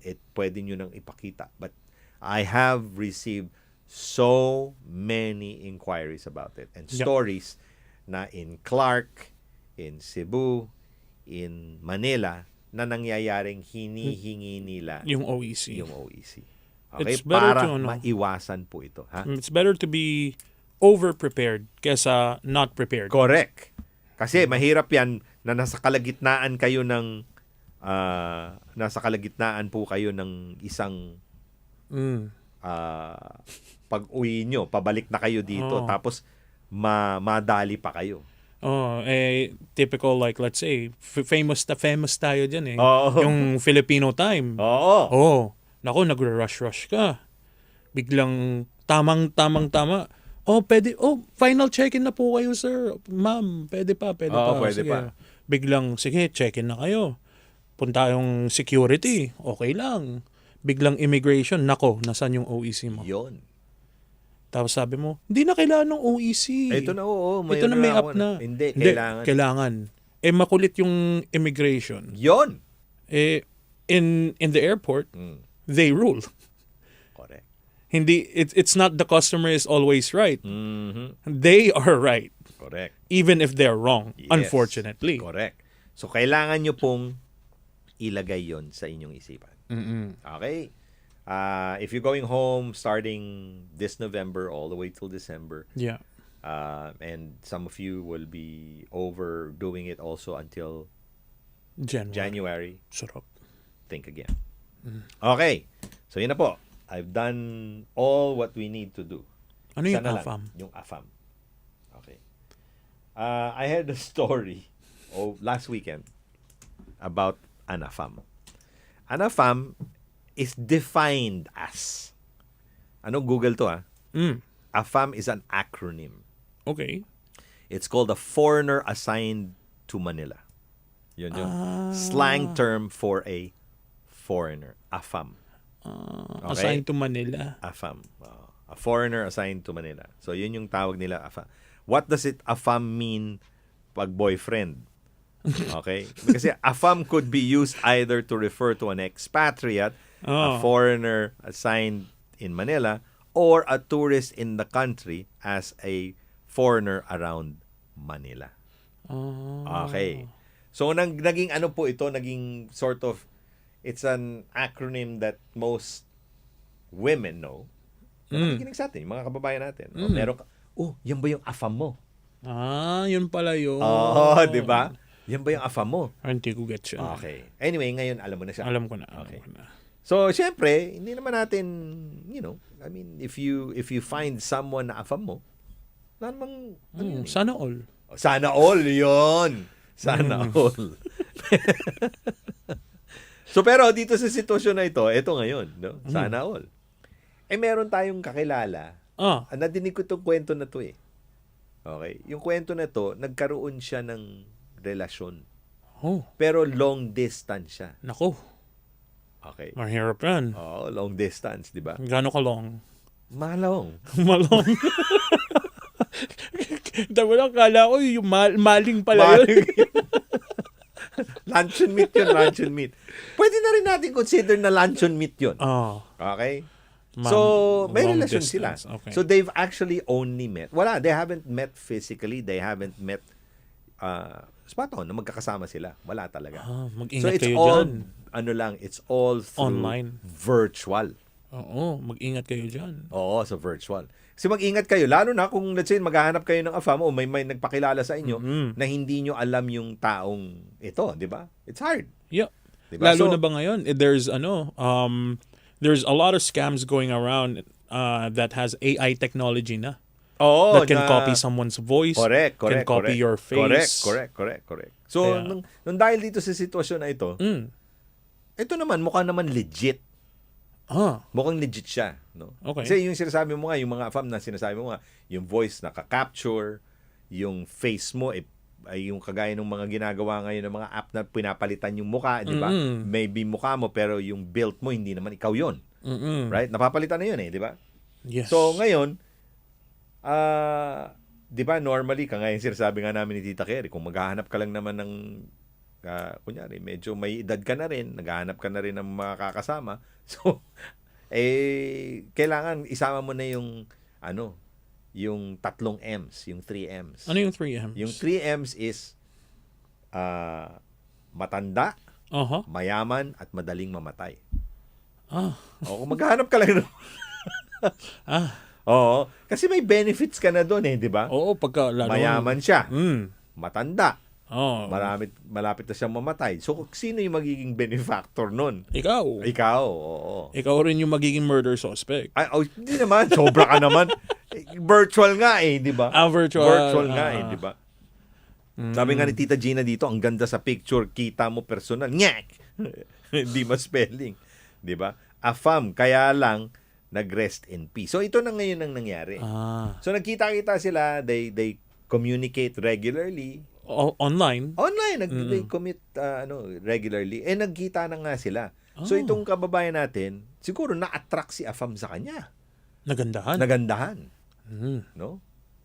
Di syempre, they continued, nagbakasyon ngayon si AFAM? Hindi. Nagbakasyon yung ating kababayan. Sa Pilipinas. Okay. So, siguro, there was limited conversation.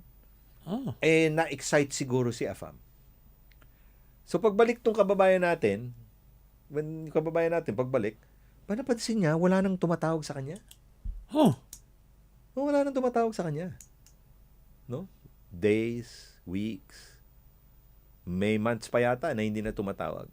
Ba't hindi siya yung tumawag? Ay, syempre, ikaw ba naman, kung babae ka, baka naman magpapakipot din yung isa.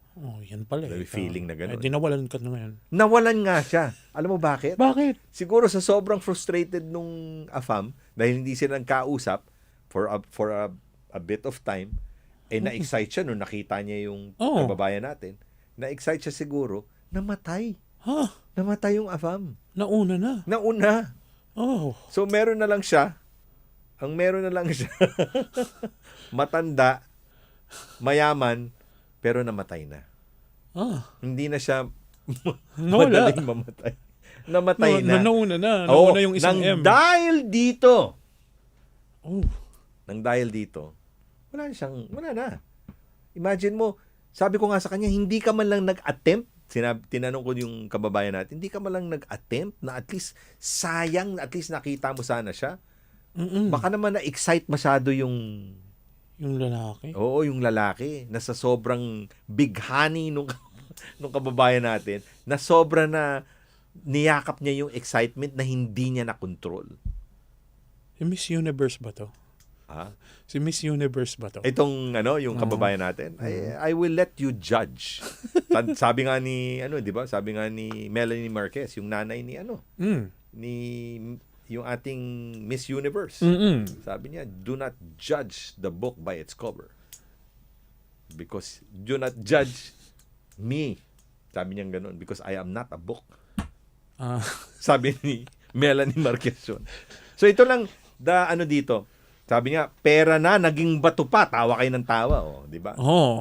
Talagang pera na, naging bato naging pa. Bato. Naging bato talaga. Bato talaga kasi rebulto na yung may rebulto na yung kababayan, yung AFAM. Yung AFAM. The moral of the story, kung meron man kayong napupusuan na.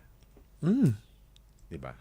Kasi maraming successful stories na ganyan. Isa sa mga successful stories is yung kakilala ko na dati rin dito. She took care of a family here. And in fact, dito pa Tagawampo pa yun. Ngayon, nakapangasawa siya ng isang AFAM niya na nandun na sila. Nakamigrate na siya. At ngayon, nasa States na siya. Wow. Kasi pag meron na kayong oportunidad, wag nyo na kasing bitawan. Pakipot pa kayo. Oo, Pakipot pa kayo. Ba't pa kayo nagpapakipot? Yan. Nawala tuloy. Naudlot. Sa kakapakipot nyo, naudlot. Diba? Sabi nga dito, yung AFAM, kulubot na pala. Whether kulubot siya o hindi. Diba? Kung makapal ang bulsa niya, okay na yun. Kita mo, si DJ McCurbs na nagsasabi. Okay lang. Diba? Sabi nga natin, matanda. Matanda, mayaman, at madaling mamatay. 3 M's na yun. 3 M's lang yun. Yun yung criteria ng how parang ang sama natin. Hindi naman sa nag-aano tayo. Ano lang to, joke lang siya as far as everything is concerned. But it creates a good opportunity sa inyo. Yep. Hindi ko naman sinasabi na pumapato lang sa matanda yan dahil giginhawa yung kanyang pamilya. No. I'll tell you a story. Yung dating boss ko, dito sa stasyon. Okay. Many decades ago. Right? Ang bait nung boss ko na yun. Sobrang bait. No? He was originally from Hawaii. And, well, dito siya, he managed Metro Plus before I did, before I ended up managing after. Tapos he's always been single, about at that time medyo ano na siya noon, middle age na siya. So he was in his 50s at that particular time. And he's typical foreigner na they love to party and so on and so forth. Hindi ko mamaliitin to I will tell you the story. Yung kababayan natin, yung boss ko dito before, he used to go to curly bars. Diba? Dito sa Hong Kong. Alam mo, Cinderella story po yun. Nakahanap po siya ng isang Pilipina doon sa mga binibisita niyang bars. And I can only say this. Why was it Cinderella story? Because may mga kababayan naman tayo who actually go through that because sa pangangailangan. Diba? And some of us, maybe, hindi tayo nakatapos ng pag-aaral. So, we're forced to get into such, diba? But it is not a degrading circumstance. No. So, nung time na yun, nahanap niya yung girl. Then, short term naman dito yan eh, di ba? Hindi naman talaga full contract yan eh. So, napauwi. Alam mo, inanon siya. Pinuntahan ng boss ko. Hinanap yung sapatos. Hinanap yung girl. Di ba? They went to the Philippines and so on and so forth. They ended up marrying each other. Wow. This was way before. We're thinking in terms of the time now, ha? Because may internet, madali na mahanap. Dati wala yun. No? So, dati yung phone book mo, phone book. Exactly. So, wala yun. If I'm not mistaken, kasi 30 years na tong stasyon eh. So, sabihin na natin give or take, that was 15 years ago. Okay? Early stages of the computer. And early stages din ng mobile phone yun, di ba? Yung may ganun pa yun, yes, may antena ka pa. Hindi lang may antena, parang bloke yun na kinakarga mo, bigat-bigat, di ba? So, that was during that time. Hinanap niya talaga. And I can only say so much praises to the wife now. She was so charming, napaka-sweet niya, and alam mong they were just meant for each other. Galing naman. Ngayon, from the last time I've spoken to my boss, dinala niya yung ating, actually, I wouldn't be even considered siya as an OFW kasi hindi naman siya part ng ng community natin dito. So, dinala niya, ang initial niya is M. Okay? Ilagay ko na lang siya as si Miss M. Miss M was brought, nagpakasal sila. Dito sila nagpakasal. Right? They ended up staying in Hawaii for a while.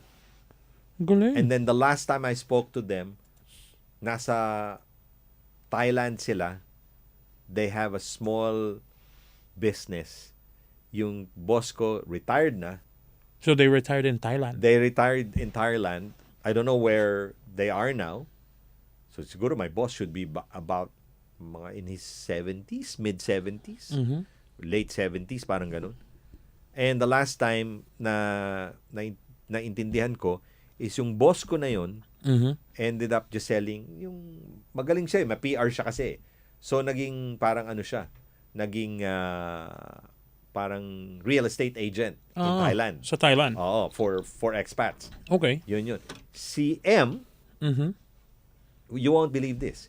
M ended up having a small shop na nagbebenta na siya. May sarili siyang negosyo. Wow. So imagine mo, kaya nga sinasabi ko, sabi nga ni Eileen, sana all. Happy ending to, di ba? Sabi nga dito, hanap ulit, di siya forever mo. Sabi.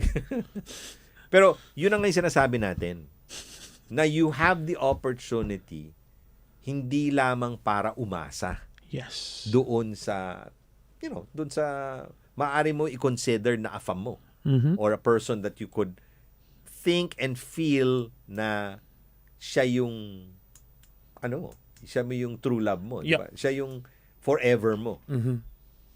Ito talagang forever siya.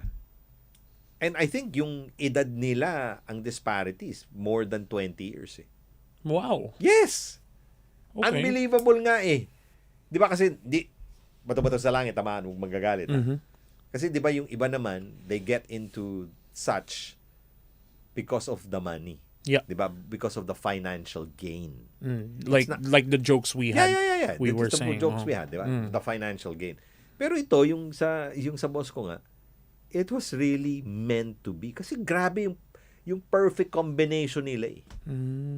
Sobrang perfect combination nila. And, you know, I just hope na until, siguro, the last breath nung, ano na yun, sana talaga it dragged on pa for a better. Kasi itong, sabi ko nga, yung kababayan natin, si Miss M, she didn't just depend On him. On him.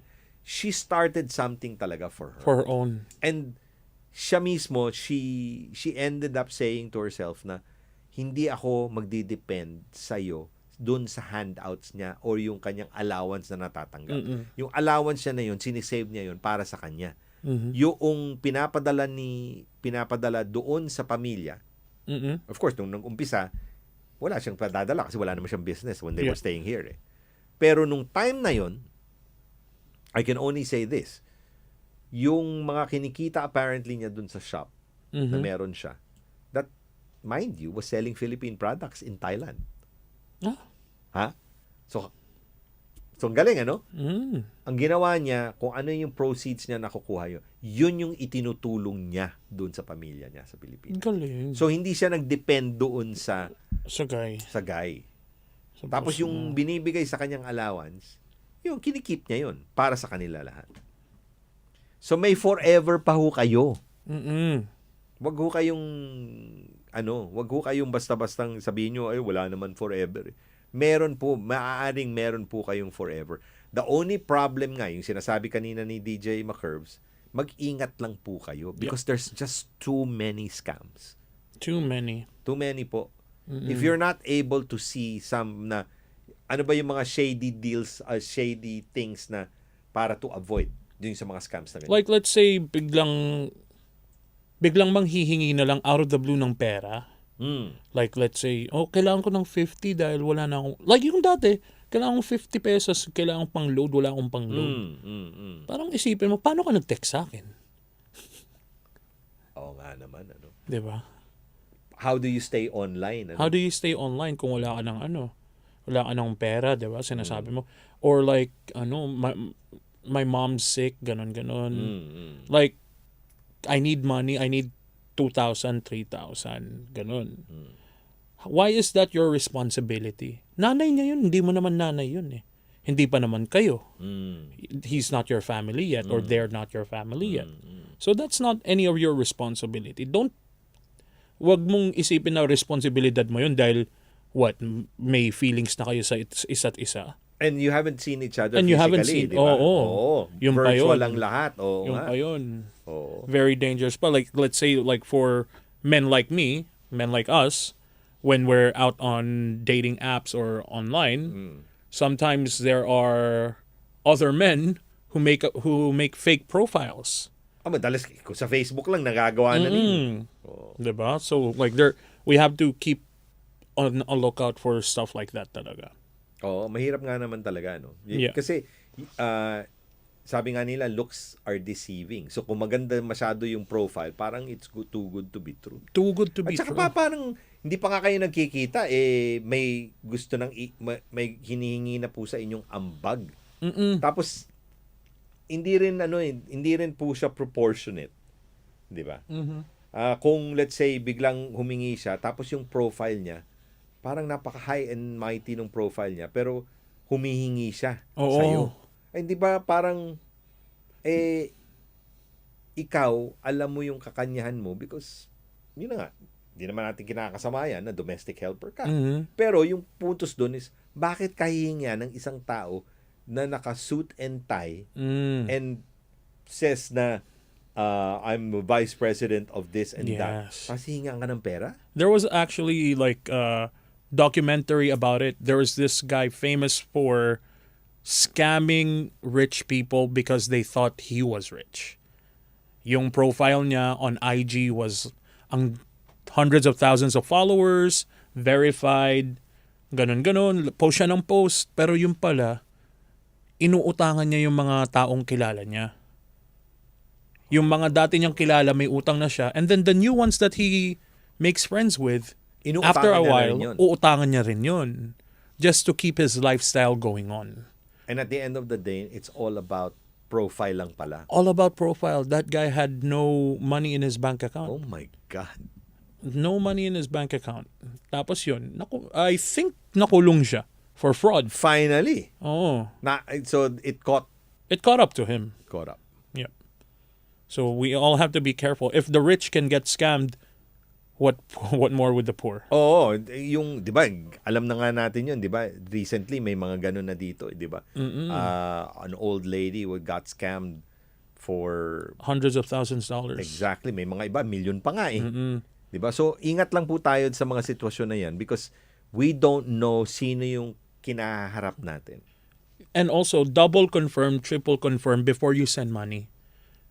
Dahil yung nangyari doon sa lady na hundreds of thousands yung na-scam. What happened is, it was actually a phone scam where someone took her son's voice, ginawang AI, and sinasabi, "Mom, I need help. I'm in the hospital. I need money. Please send it to this account." Oh my God. AI. So nagagaya na rin yun. Nagagaya na yung voice. Ayan, kita nyo, technology is already surpassing what we know and understand. So talagang ingat po tayo, no? Relationships, sabi nga natin, whether this is forever or not, we have to really put ourselves in the right position. Ingat lang po tayo sa mga kasamahan po natin. May mga pasa-pasa na nga. Sana all na lang talaga. Sabi ng Tita Ada, wala pong forever sa mundo. Pero may together po. Kala mo masama eh. Yung pala ang galing. May together. Sabi nga naman Tita Edna, wow Kuya Mike, now I believe in destiny. Ngayon, isip-isip na. Well, yun lang masasabi ko. In whatever situations, sometimes kung ikaw pa nga yung hindi masyadong naghahangad, siya pa yung nilalapitan ni Cupido. So if you have that opportunity, talagang kung ano man ang mangyari, kailangan nyo pong harapin. May ugong na naman daw. Okay, we're gonna take a break anyway. Magtatapos na ang ating programa. Maraming salamat po sa inyo. We will see you again when? Tomorrow. Ako. Sa ating bukas may Melo Touch pala tomorrow. Yes. Na nakapag-record na po. Yes. Thank you very much sa inyong lahat. Have an enjoyable, very cool and wonderful weather in the next couple of days. Ingat po kayo. Keep yourself warm and make sure you drink your health supplements para mas mabuti. Okay? Ang ating mga pangangatawan is the most important thing. Health is wealth. Yes. Okay, sa ngalan po ng inyong Tita Carrie, DJ Jin, DJ The Big J, DJ McCurbs. Kuya Mike po. Love you guys. We'll see you again tomorrow sa ating Sabado nights. And of course, yung ating Mellow Touch tomorrow dito po sa ating programa. Good night. Love you. Bye. Bye.